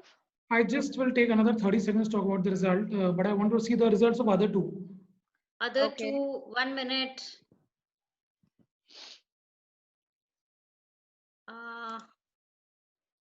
I'm stuck. I'm not able to go back. Okay, no problem. That's okay. Uh, this was the result which I was expecting. A lot of people think that performing arts is a separate activity altogether. The moment we start thinking like that, we start separating it out from our usual lives. There lies the problem. The first question I talked about, do Indians, are we natural at acting? Aren't we? Why do you think when we act, we play so many roles? We are right now being professional over here. See, a lot of people believe in confidence and communication skills. Uh, we are playing the role of panelist here. After maybe a few minutes, someone is playing the role of a brother, sister, wife. Maybe in the night, we are playing the role of, maybe in the morning again, we're playing the role of a professional. So we are multi-tuned. So my suggestion to all of you is stop differentiating each of these. Make it part of your lives. When I'm at work, I think about what I need to do in the evening. When I'm in the evening, I think next day what I'm up to at work. For me, life never separates. Same should go for you. And each of these should contribute in your professional life also. Why can't poetry, theater, singing make you more confident when you talk to your stakeholders? Why can't they develop communication skills in you? Moment you start aligning it with everything, the assignments which you do in college, the interviews which you deal, everything will start synergizing, and then you will start appreciating everything. That's all. Thank you so much. Okay, so we have last three questions for our panelists. Meanwhile, I would request the audience if they have any specific questions to any of our panelists, feel free to use the Q&A box in the meeting. Let's go to Maithili. I'm very much interested in poetry, but I don't get enough words actually to write it. So I would say there are many more people around like me. So, how do you develop a writing, or you can say a poem? Can you guide us through the stages of a poem to our audience wanting to write and publish a poetry? Okay, first of all, I think, okay, stages you want to understand. First of all, we need to be aware what we feel. Every form of art comes from self-awareness. We need to be aware of what we feel inside, because every aspect of our emotion has an art form here. Right away, I can see Anjana, Gaurav, and Aishwarya. Everybody is talking about expressing, whether at a social level or individual, or from the mythology that she spoke about, you know, it is about those feelings that you have. So for that, there is no course to be done to feel and acknowledge your feelings. Having said that, I must say, because I'm in the profession, the kind of profession I am in last 15 years, many human beings are not aware what they feel, or even if they feel, they don't acknowledge what they feel. So if the first one, for example, you know what you feel, the first step is done. Second thing is, I must share this, I do not know, I think so I break all the parameters of writing a poetry. I used to score 35 out of 100 in Hindi. but I write Hindi poems. That was the shocking thing that I chanced upon. I did my literature, MA in English literature. I don't write English poems. Okay, my heart always goes towards Hindi. Now, how did it come? I think everybody's intuitive knowledge there is there. So intuition is something that automatically guides you to bring out all the subconscious knowledge or subconscious words. Sanjana, you were talking about words. How do you get it? Do you know I have written in Urdu? Urdu is not my language. Oh my God. So I'm sure all of you, when you're intuitive, you'll know, Arey, when did it come? I mean, where did I learn? So if you're, I mean, fundamentally, if you are self-aware, surely you can be sure that you don't have to rattle your head and look too much pressure on your head to express yourself through different art forms. What definitely makes sense is, yes, you need to be like, for example, if you don't know English but you'd want to write in English, please get exposed to English. That's a very practical, skill oriented stuff. But the most fundamental thing is, are you passionate about it? Are you really wanting to express in that? I have seen many people going to dance and music classes because their parents want them to do. They can't create anything, and even if they were to create, they will not experience anything. They need to feel that inside of their heart. Only then they can. And language skills, yes, please. Like Kangana Ranaut could never talk, it seems. Now she talks in English. I don't know how she did, but she must have put in a lot of hard work. If you really are passionate about it, hard work. Somebody talked about hard work. Aishwarya, I think so. She talked about hard work. I think hard work to learn a particular skill. But if you're passionate about it, please go in for it. If you're not, if you know, but you have to put in your work, your hard work. You know that there is no second thing about it. So I do not know whether I answer anybody's question, but I think being self-aware based on my experience, I've seen that whether I thought I would make a career out of singing, but I didn't. But you know, that is my soul's expression too. Okay. But you know what? I'm sure Anjana, Aishwarya, everybody, Gaurav will also say that, you know, it has to be inside your heart. If that is done, believe me, half the battle is won. I agree on that maybe. So you might not have 100% answered the questions, but you gave us the direction actually to go ahead if you are really passionate about poetry.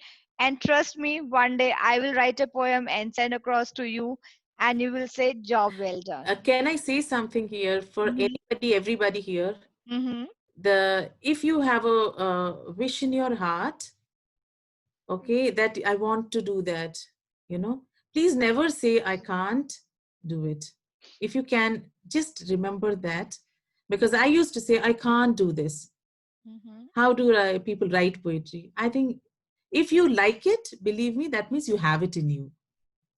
Mm-hmm. So if you, anybody who's sitting here can stop saying, if at all there's a takeaway, if somebody wants to take something away from this, for one of the things that people want to take, please stop saying, I can't do, I can't say, I'm not good enough, you know, they are better than me. Nobody is better than me, better than anybody, you know.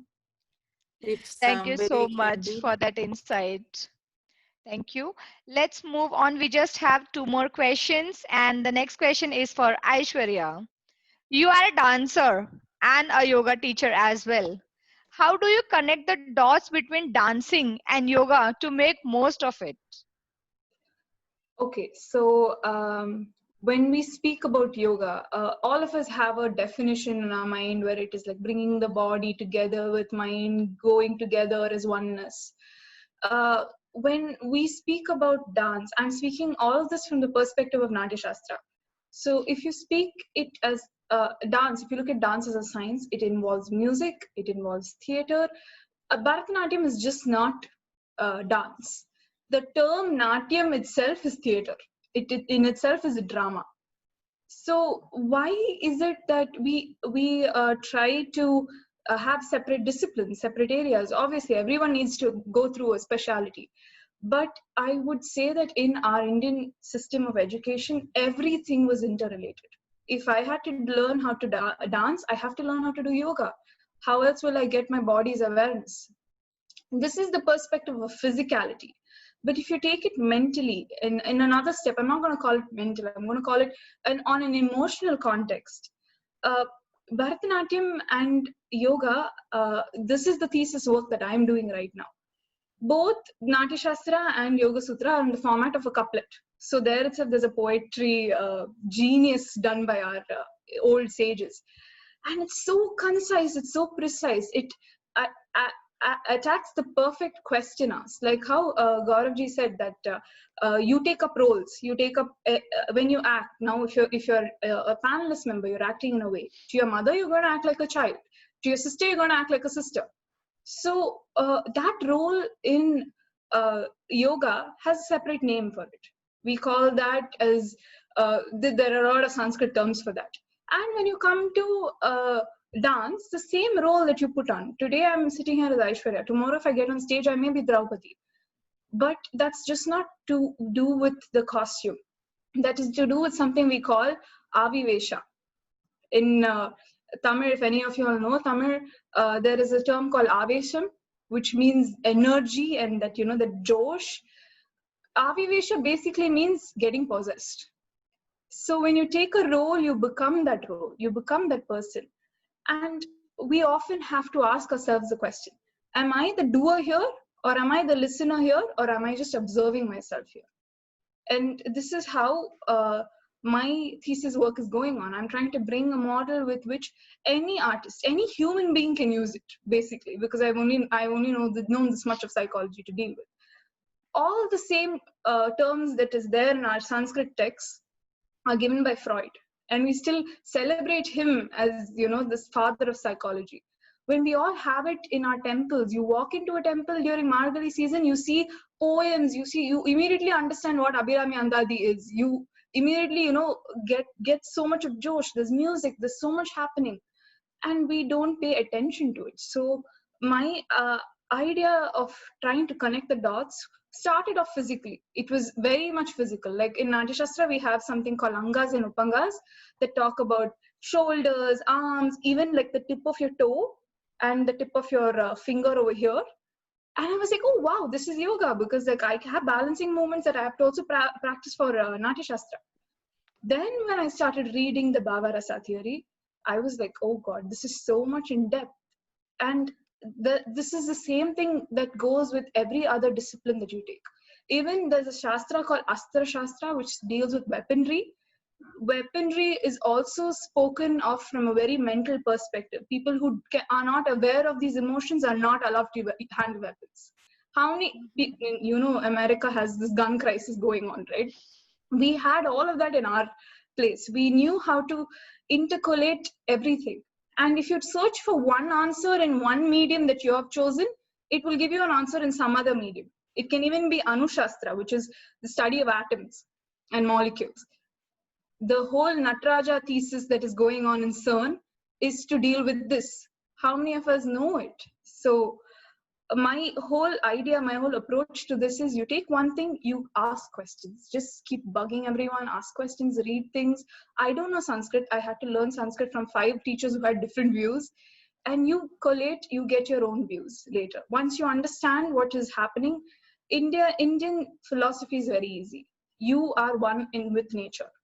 So anything that is happening around you will affect you. So how do you deal with it? So that's it. Wow. Very interesting indeed. And I would like to learn more and more on that level as well. Trust me As on soon as that. my paper publishes, I'll let you guys know. So yeah. Sure. Absolutely. Now, I have one last question and the last chance for audience to ask their questions in the Q&A box down there. And my last question for Anjana.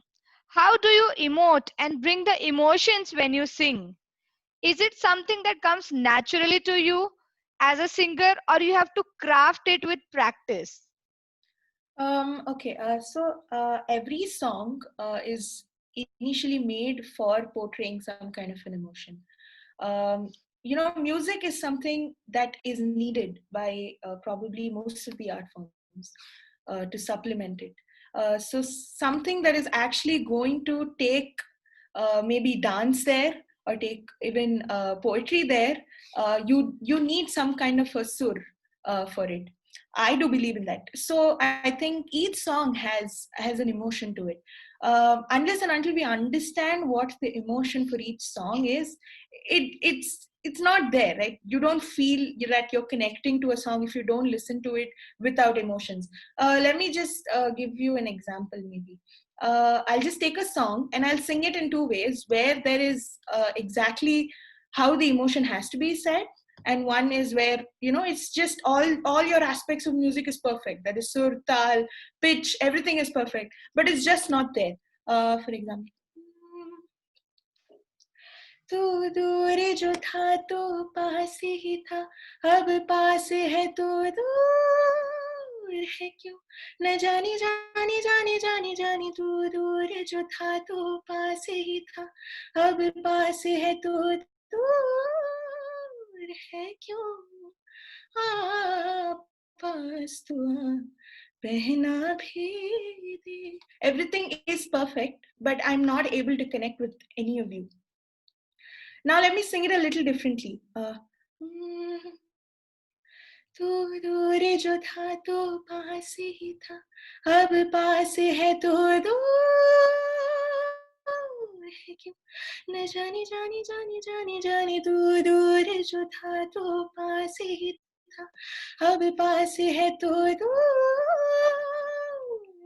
है क्यों, आ पास तो आ, पहना भी दे ये कंगना, हना सता अब मान भी ले ये कहना. So she's literally like begging him to like come and like make her wear the kangana. And so I think that is what emotion takes. Emotion just takes the song to another level altogether. So I hope like you Beautiful, understand. But, beautiful, I just tried singing as much as I can. I wasn't feeling well also today. So beautiful. I'm It sorry. was it was But really good, really good. thank you. Okay, thank you so much to all the panelists. And now, anyone wants to take another poll from the audience before we move on to the Q&A section by the audience? Any of the panelists, any pending polls, discussions you want to do? Yes, I do have a few polls. And these are just general. I think a lot of you might know these. And this is nothing to like probably think too much about. It's just normal things that we listen to daily. Kala ma'am, the first poll. Okay, so I'll just sing two songs quickly, just two lines, and let's see if a few of you get what rag I'm singing.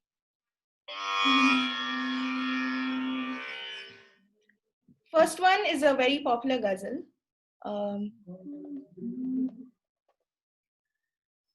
रंजिशी सही दिल दुखाने के लिए आए, रंजिशी सही दिल दुखाने के लिए आए, आप ही से मुझे छोड़ के जाने के लिए आए,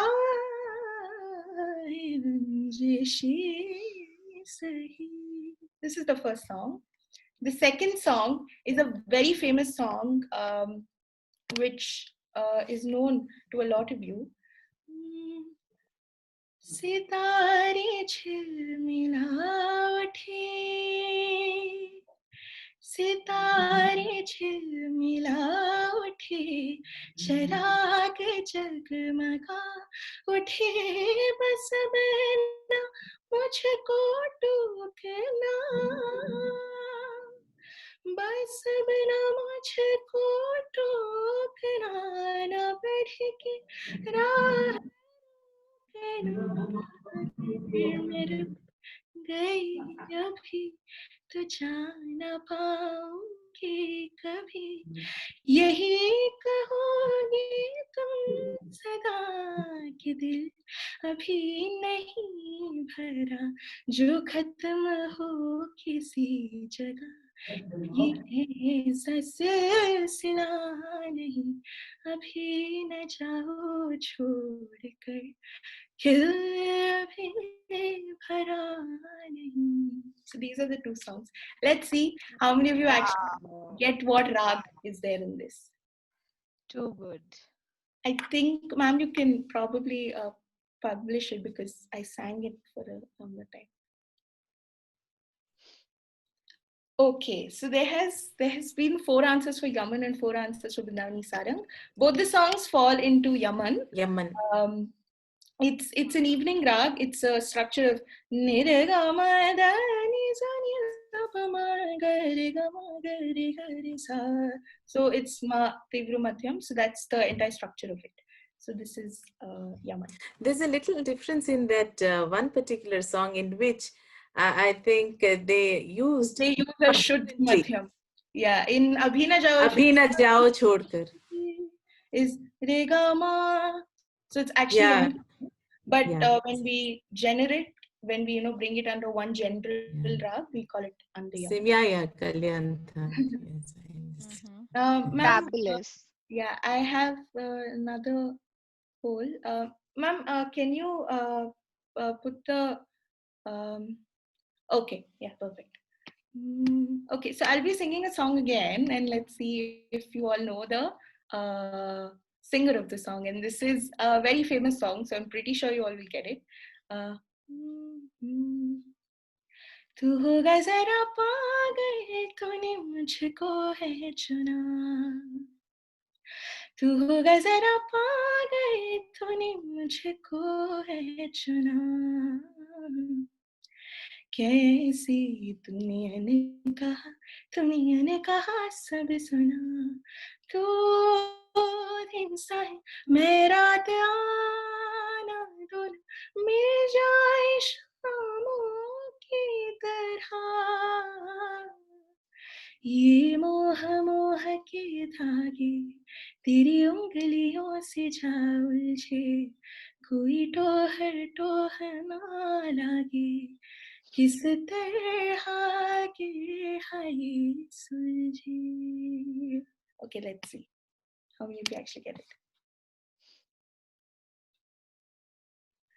Okay, so most of you said Shreya Ghoshal, but it isn't. It's Monali actually a Thakur. song Monali sung by Thakur. Monali Thakur, ma'am. It's from the movie Dam Laga Ke Haisha, a very beautiful song composed by Anu Malik sir. Not a lot of people know that this song was actually composed by him. But yeah, this is a song by Monali Thakur, ma'am.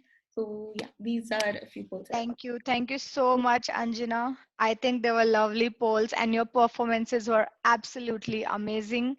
And now we are open for audience questions and I see one question in the Q&A box and that's for Maithili ma'am. Maithili ma'am, what's your favorite poem? Poem? Yes. Poet. That's a request. Oh, sorry. What's your favorite poet? Who's my favorite poet? Depends if it's Hindi. I don't know how to even say. Kafi Azmi, Sahir Ludhianvi, I think anytime. And Gulzar Saab, I think a few definitely. Like, he has beautifully written about love. I'm a person of love. So anybody writes about love, I just become fan of her, the fan of theirs. So he's written very beautifully about love in one of the movies called Khamoshi. So yes, Sahir Ludhianvi. I don't know who. Mahadev, for example, Amrita Pritam, she writes very well. And English, John Keats, no doubt about it. And I don't know which language they are talking about, but these are some of my favorite poets. Okay, and you thank must you. listen to Sahir Ludhianvi if you are Hindi people. Anybody for that matter, please listen to Sahir Ludhianvi. I don't think anybody comes near him when it comes to the philosophy or logic of life he talks about. Amazing. Sure, absolutely. So that was the only question I saw in the Q&A box. Not sure if there are more. And I think, Gaurav, would you like to talk about your polls, the remaining ones, or we continue? No, that's okay. We can continue. That's fine. Okay, so now, as you all know, that we cannot let the panelists go without performing for us. So Oh, who do we start with? wow. Okay, let's start with Aishwarya ma'am. Aishwarya. Yeah, yeah, she'll dance, huh? Wow.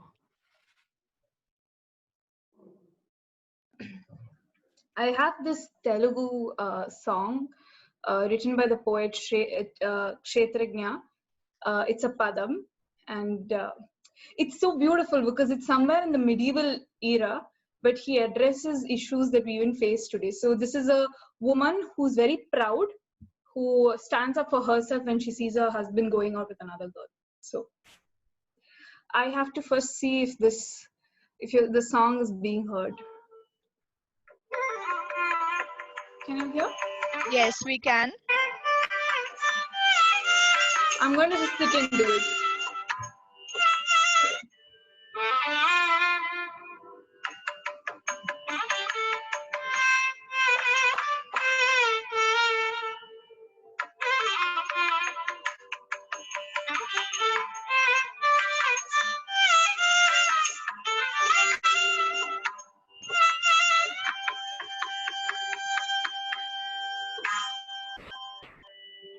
ಹಿಂದೆಂದೂ ವಚಿತಿವೆಗ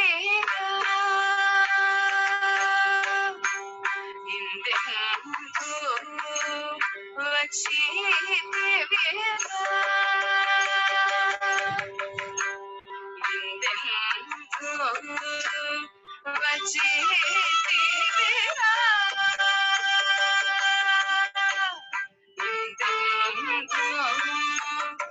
ವಚಿತಿವೆಗ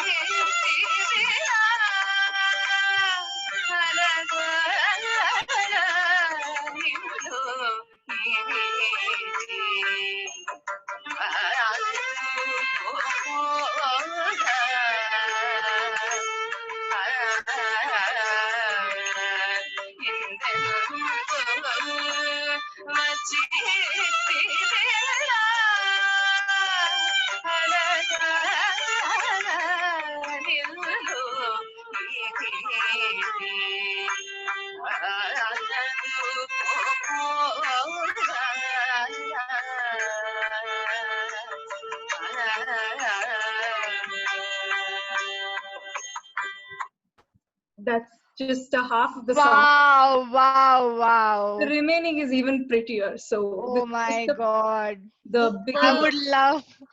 would love to meet you in person and see your dancing Let's someday. go to Can't wait Chennai. to sit and do it. It's fantastic. I'm ready if Corona allows me. I'm ready going to It's Chennai very as well. weird to sit and do it, but I know, but you are fantastic.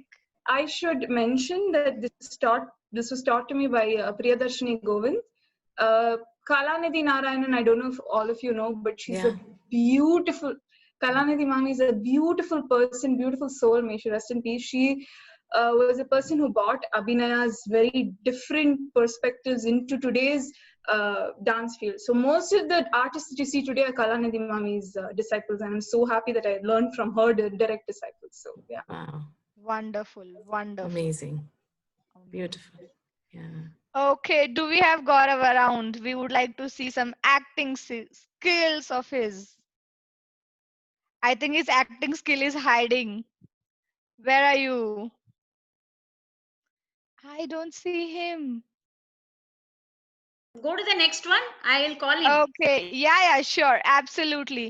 Let's move on. So, Maithili ma'am, it's your turn. You are on mute. You have to unmute yourself.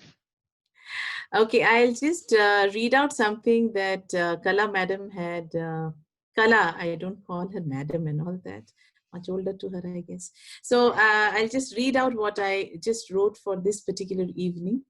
Uh, Mhm. Usually I write in Hindi, but it came in English. So I thought I'll just, yeah, it's a very small one. Confluence of hearts filled with myriad thoughts. The day seems to be expressing in all sorts. It's the day of the muse with rhythm and rhyme as they come together at this moment in time, as the artists sit to express their inspiration. One enthusiastic heart and one purposeful soul sit in nervous trepidation. Kala's eyes wait eagerly to see will the Kalakar in you wake up or be in slumber. Nitty's heart beats fast and free to see people would turn out in great number, making it all look bright and aglow. Sadhana, Sanjana, Nivedita, and Madam Anuradha, and all the names that I don't know, putting in their bit to make God proud of this evening and silently admit my creation is living its true life, and I will be there in their struggle and strife. Creation comes from your spirit. That is the sign of love in its summit. Dear all, be in love, trust in the one above. Let this be the beginning of another shade of you, because life is not just eat, sleep, and pray. Life is variety of spice too. Thank you. Thank you so much. It was so lovely, so Awesome. lovely. You took Thank all the you. efforts for all of us. Thank you so Beautiful. Thank much. you so much, Beautiful. Maithili. Morning, I told her, and she's done it. I'm so happy. No, because the kind of efforts you are putting in, Kala, and the enthusiasm that you have, I think I don't write usually like this, but I was really moved by Niti and Kala, the way they were so enthusiastic to put this up, and they were expecting a large number, but I think you got good quality number. And thank Yes, you so much. This is my our way of saying thank you to you. Thank you so much, all of you. we are blessed. Agreed, agreed, agreed. Thank you so much. Now let's move on to our artist, Mr. Gaurav Nigam. Your performance starts now. So I'm not an actor, as I said. So I will read out a monologue from one of my Mhm. plays. It's in Hindi. Okay. So it's a conversation between a girl and her chachi, and the girl name is Megha. She says, आसान तो पहली शादी भी नहीं होती करोड़ों लड़कियों के लिए, पर दूसरी शादी तो शायद नामुमकिन सी बात लगती है। पर यह जरूर मुमकिन है कि उस लड़की की इच्छाएं हों दूसरी शादी की। ये जरूर मुमकिन है कि वो फिर घर गृहस्थी की शुरुआत करना चाहे। ये जरूर मुमकिन है कि वो बड़ों का आशीर्वाद और पति और बच्चों का प्यार पाना चाहे। वाकई में चाची, कितनी अजीब सी बात है ना। एक लड़की के लिए शादी बैंक के उस चेक की तरह है जिसपे जो नाम एक बार लिख दिया सो लिख दिया। No overwriting allowed, no cutting allowed. आज भी एक लड़की को पहली शादी में मौत मांगने की इजाजत तो है, पर दूसरी शादी का हक नहीं। So this was from one of my plays which I wrote called Ijazat. Yeah. Wow, Beautiful. that's Very very, very nice. hard hitting, Very, Gaurav. very hard to do. Really hard hitting. Amazing. Really lovely. Absolutely. Now I think it's for Anjana. We would like to wrap it on a very beautiful song with you. Are you ready? Sure. I'll sing this song, which I'm pretty sure a lot of you might know. It's from the movie Barfi, and it's Wow, called Firle Aaya Dil, and superb. it's one of my most favorite songs, and something that I always love singing. Mhm. So I'll sing that. We love eating burfi also. Calories, Gaurav, calories. We are in Abhi it's weekend lockdown. has started. It's burfi time, sweets time.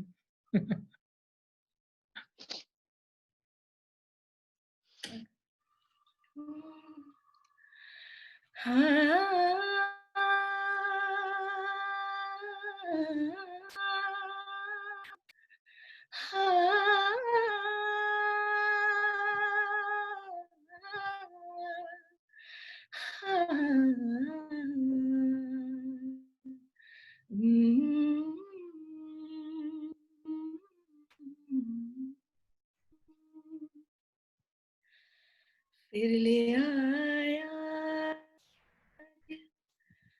मजबूर क्या कीजिए रास्ता आया रहना दूर क्या कीजिए दिल कह रहा उसे मयसर कर भी आओ वो जो अधूरी सी याद बाकी है वो जो अधूरी सी याद बाकी है वो जो अधूरी सी याद बाकी है आहा करते हैं हम आज कबूल क्या कीजिए हो गई थी जो हमसे भूल क्या कीजिए दिल कह रहा उससे मसलसल कर भी आओ वो जो रुकी सी आज बाकी है वो जो रुकी सी आज बाकी है वो जो रुकी सी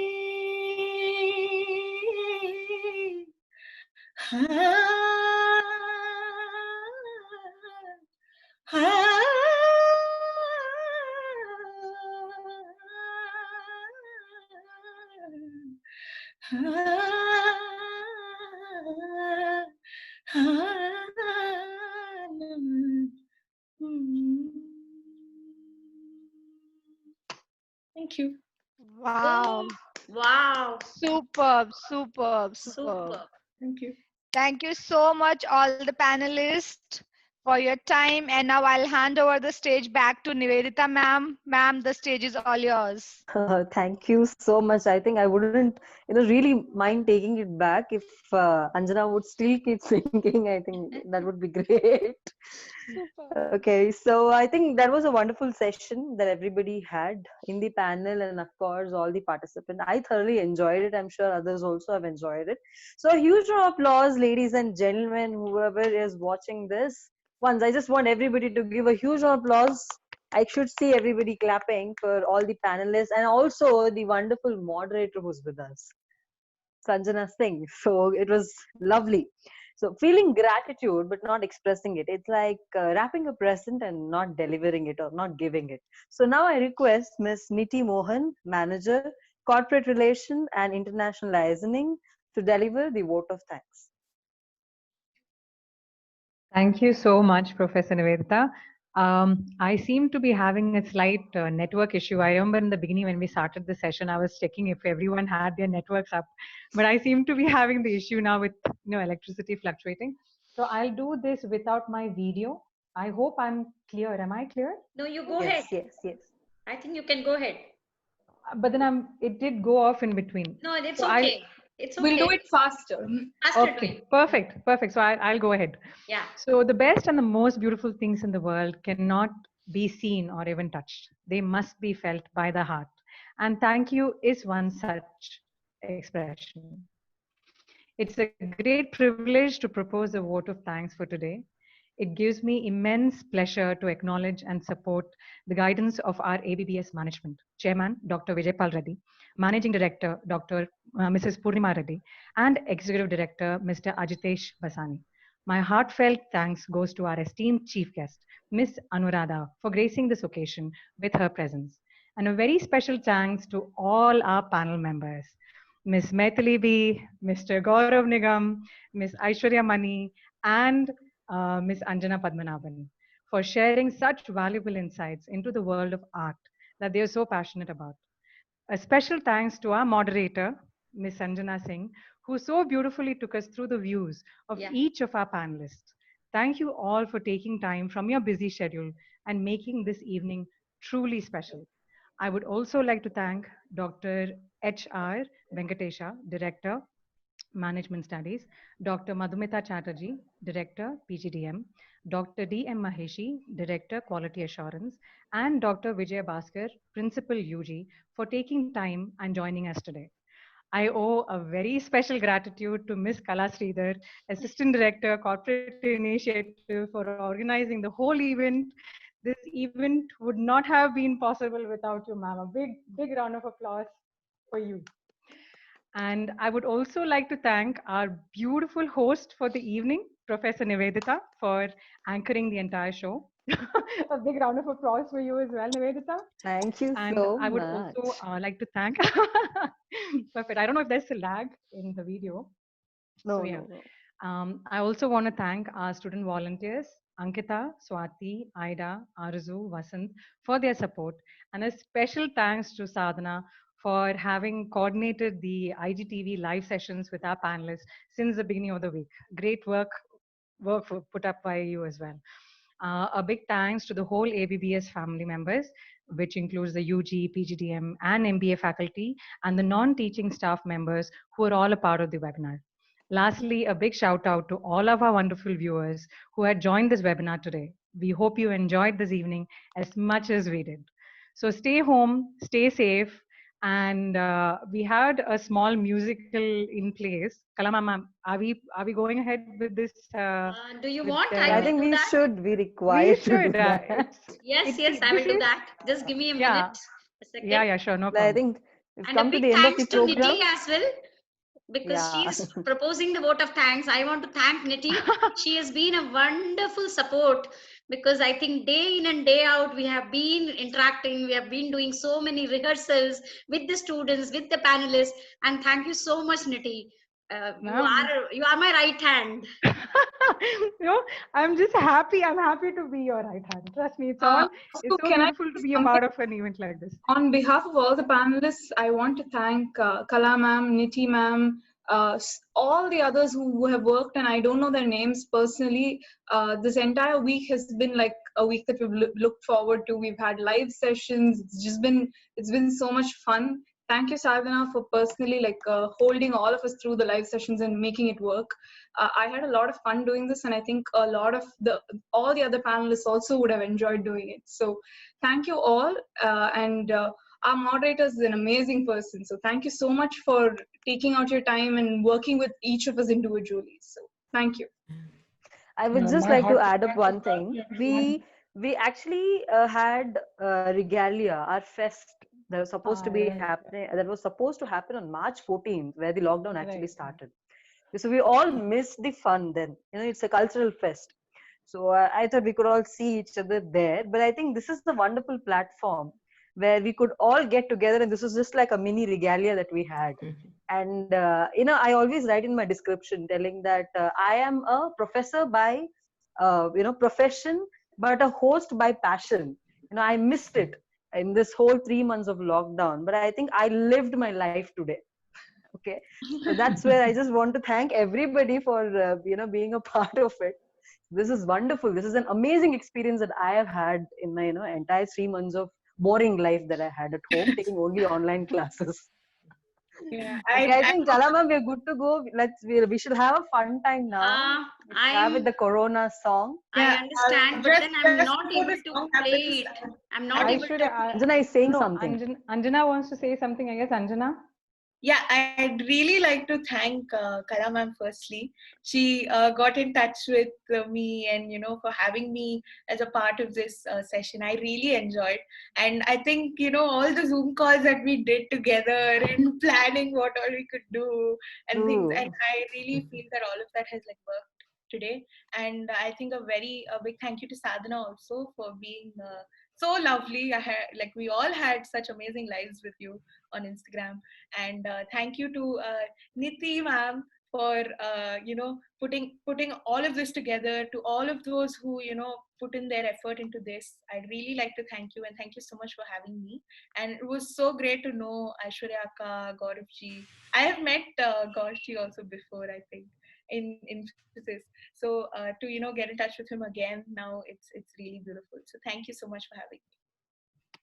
Yeah, I We would really also should like be to thanking. add to this trail. Yeah, thanks everyone. Kala ma'am, thank you for inviting me. The BBS, this online platform. Niti ma'am, working with you once again. And Anjana ji, of course, we met and now we met again. We were able to be co-chair over here. So much I learned today from Mathli ji and Aishwarya ji.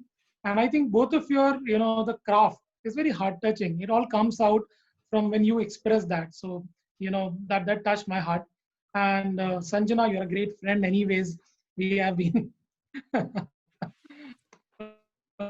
interacting many a times. And Niveta, Professor Niveta, you're a great, amazing host. You kept that energy Thank, high, so that was very thank you so inspirational. much. And Sapa, of course, making that session very fun-filled, all that back and forth and solving queries and everything and dealing with the frenzy. It was lovely. I'll be happy to organize a theater workshop if any students are interested. We can roll out the information later on. Happy to train them, coach them, and of course, let's have continue to have fun, as Professor Nivedita said. Thank you so much. But it should not be only restricted to students. It should be open for faculties too, where even I I can was just about to participate. say that because I would want to enroll as well, Gaurav. Yeah, even me, even me, even I want Yeah, to yeah, enroll absolutely. there. It's fun. Thank you all. The whole poem was keeping you all in my heart. So I don't know how clear the poem was, but thank you so much. I don't think I would have learned so much if I was not part of this. And you youngsters are so awesome. My God. I don't know how you people are, what you're made of. Everybody, starting from Sanjana to Anjana, Nivedita, Gaurav, and Niti, Aishwarya, everybody looks very young to me, even Kala, Sadhana. So, and first of all, Kala ma'am and Niti, thank you for tolerating my absence in rehearsal rounds and all that. Genuinely couldn't do anything about it because we are into sessions and healings and counseling. I mean, people oriented, so couldn't come out of it. But thank you for bearing with us and giving us such a beautiful platform to express our hearts. Ultimately, all of us are here to express our hearts. Thank you so Yeah. much. Yeah. So I'm done with the video. It's ready. So Okay. we can start 1 minute. And Maithili, I could not say thanks to you earlier because again my network was gone and I dropped out. But then the poetry was beautiful. It was just beautiful. I just had to say Can you guys hear me? hello, ma'am. Yes, yes, yes, we can see that.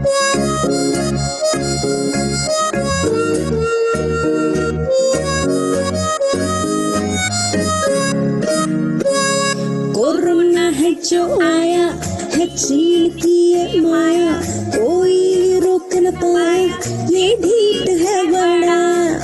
बचने का तरीका TV पे दिखाया, PM ने भी समझाया, तू ही न समझा। बहुत टेढ़ा है कोरोना, न जाने किस पे आएगा। ये वायरस तो है आवारा, तेरी हिम्मत आजमाएगा। बहुत टेढ़ा है कोरोना, न जाने किस पे आएगा।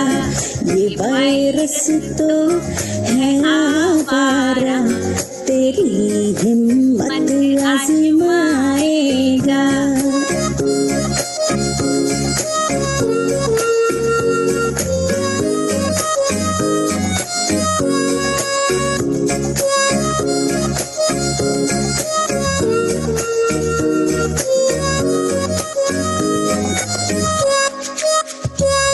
हाथों को धो लो ना, नमस्ते कर लो ना, 21 दिन की लड़ाई घर से ही लड़ लो ना।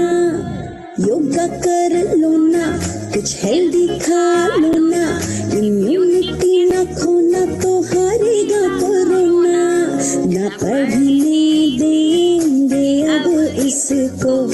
मिलकर इंडिया ये भगाएगा, ये वायरस तो है आवारा, तेरी हिम्मत आजमाएगा, न बढ़ने देंगे अब इसको, मिलकर इंडिया ये भगाएगा, मिलकर इंडिया ये भगाएगा, मिलकर इंडिया ये भगाएगा।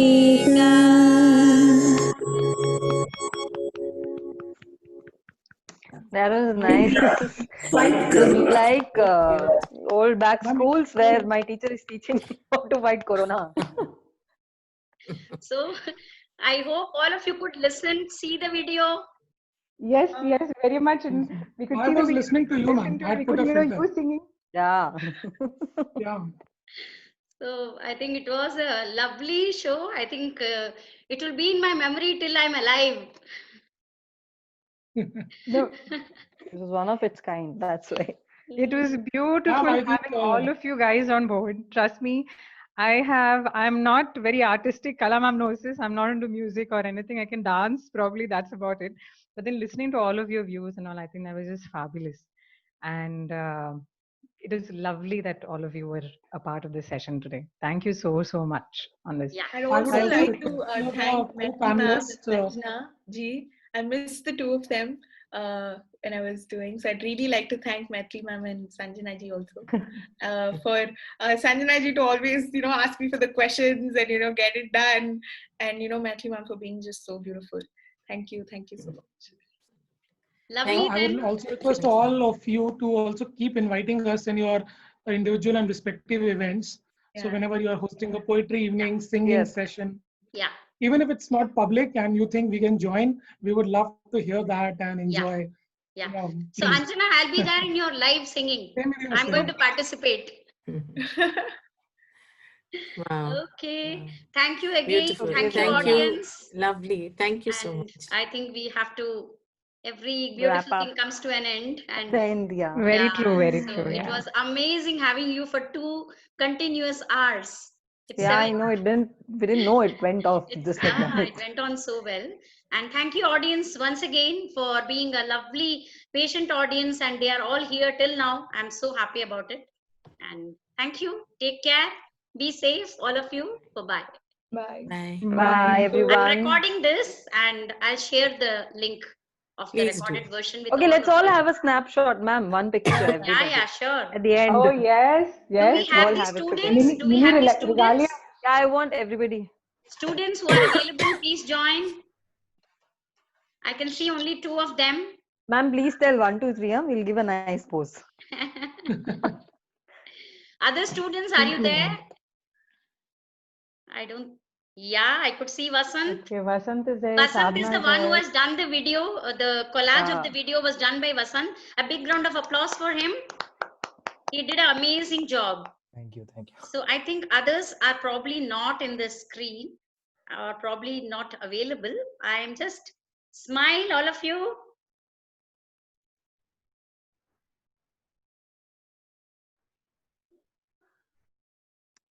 Done, done, done. Okay. Okay, bye, everyone. It was nice meeting bye-bye. everybody. Let us Bye. meet face to Thank you face so much. someday. I hope that happens with the diya that we lighted. Bye-bye. Sure, Bye-bye. Thank you, sure. everyone. Bye. Yeah. Good night. It So was great. everyone unleash the kalakar in you. Exactly. Unleash the kalakar in you. Bye. Wow. Bye-bye. Bye bye. Have a great Bye, weekend everyone. ahead. Bye Bye-bye. Have a bye. lovely Bye. weekend. Have a great weekend ahead. Bye. Bye-bye.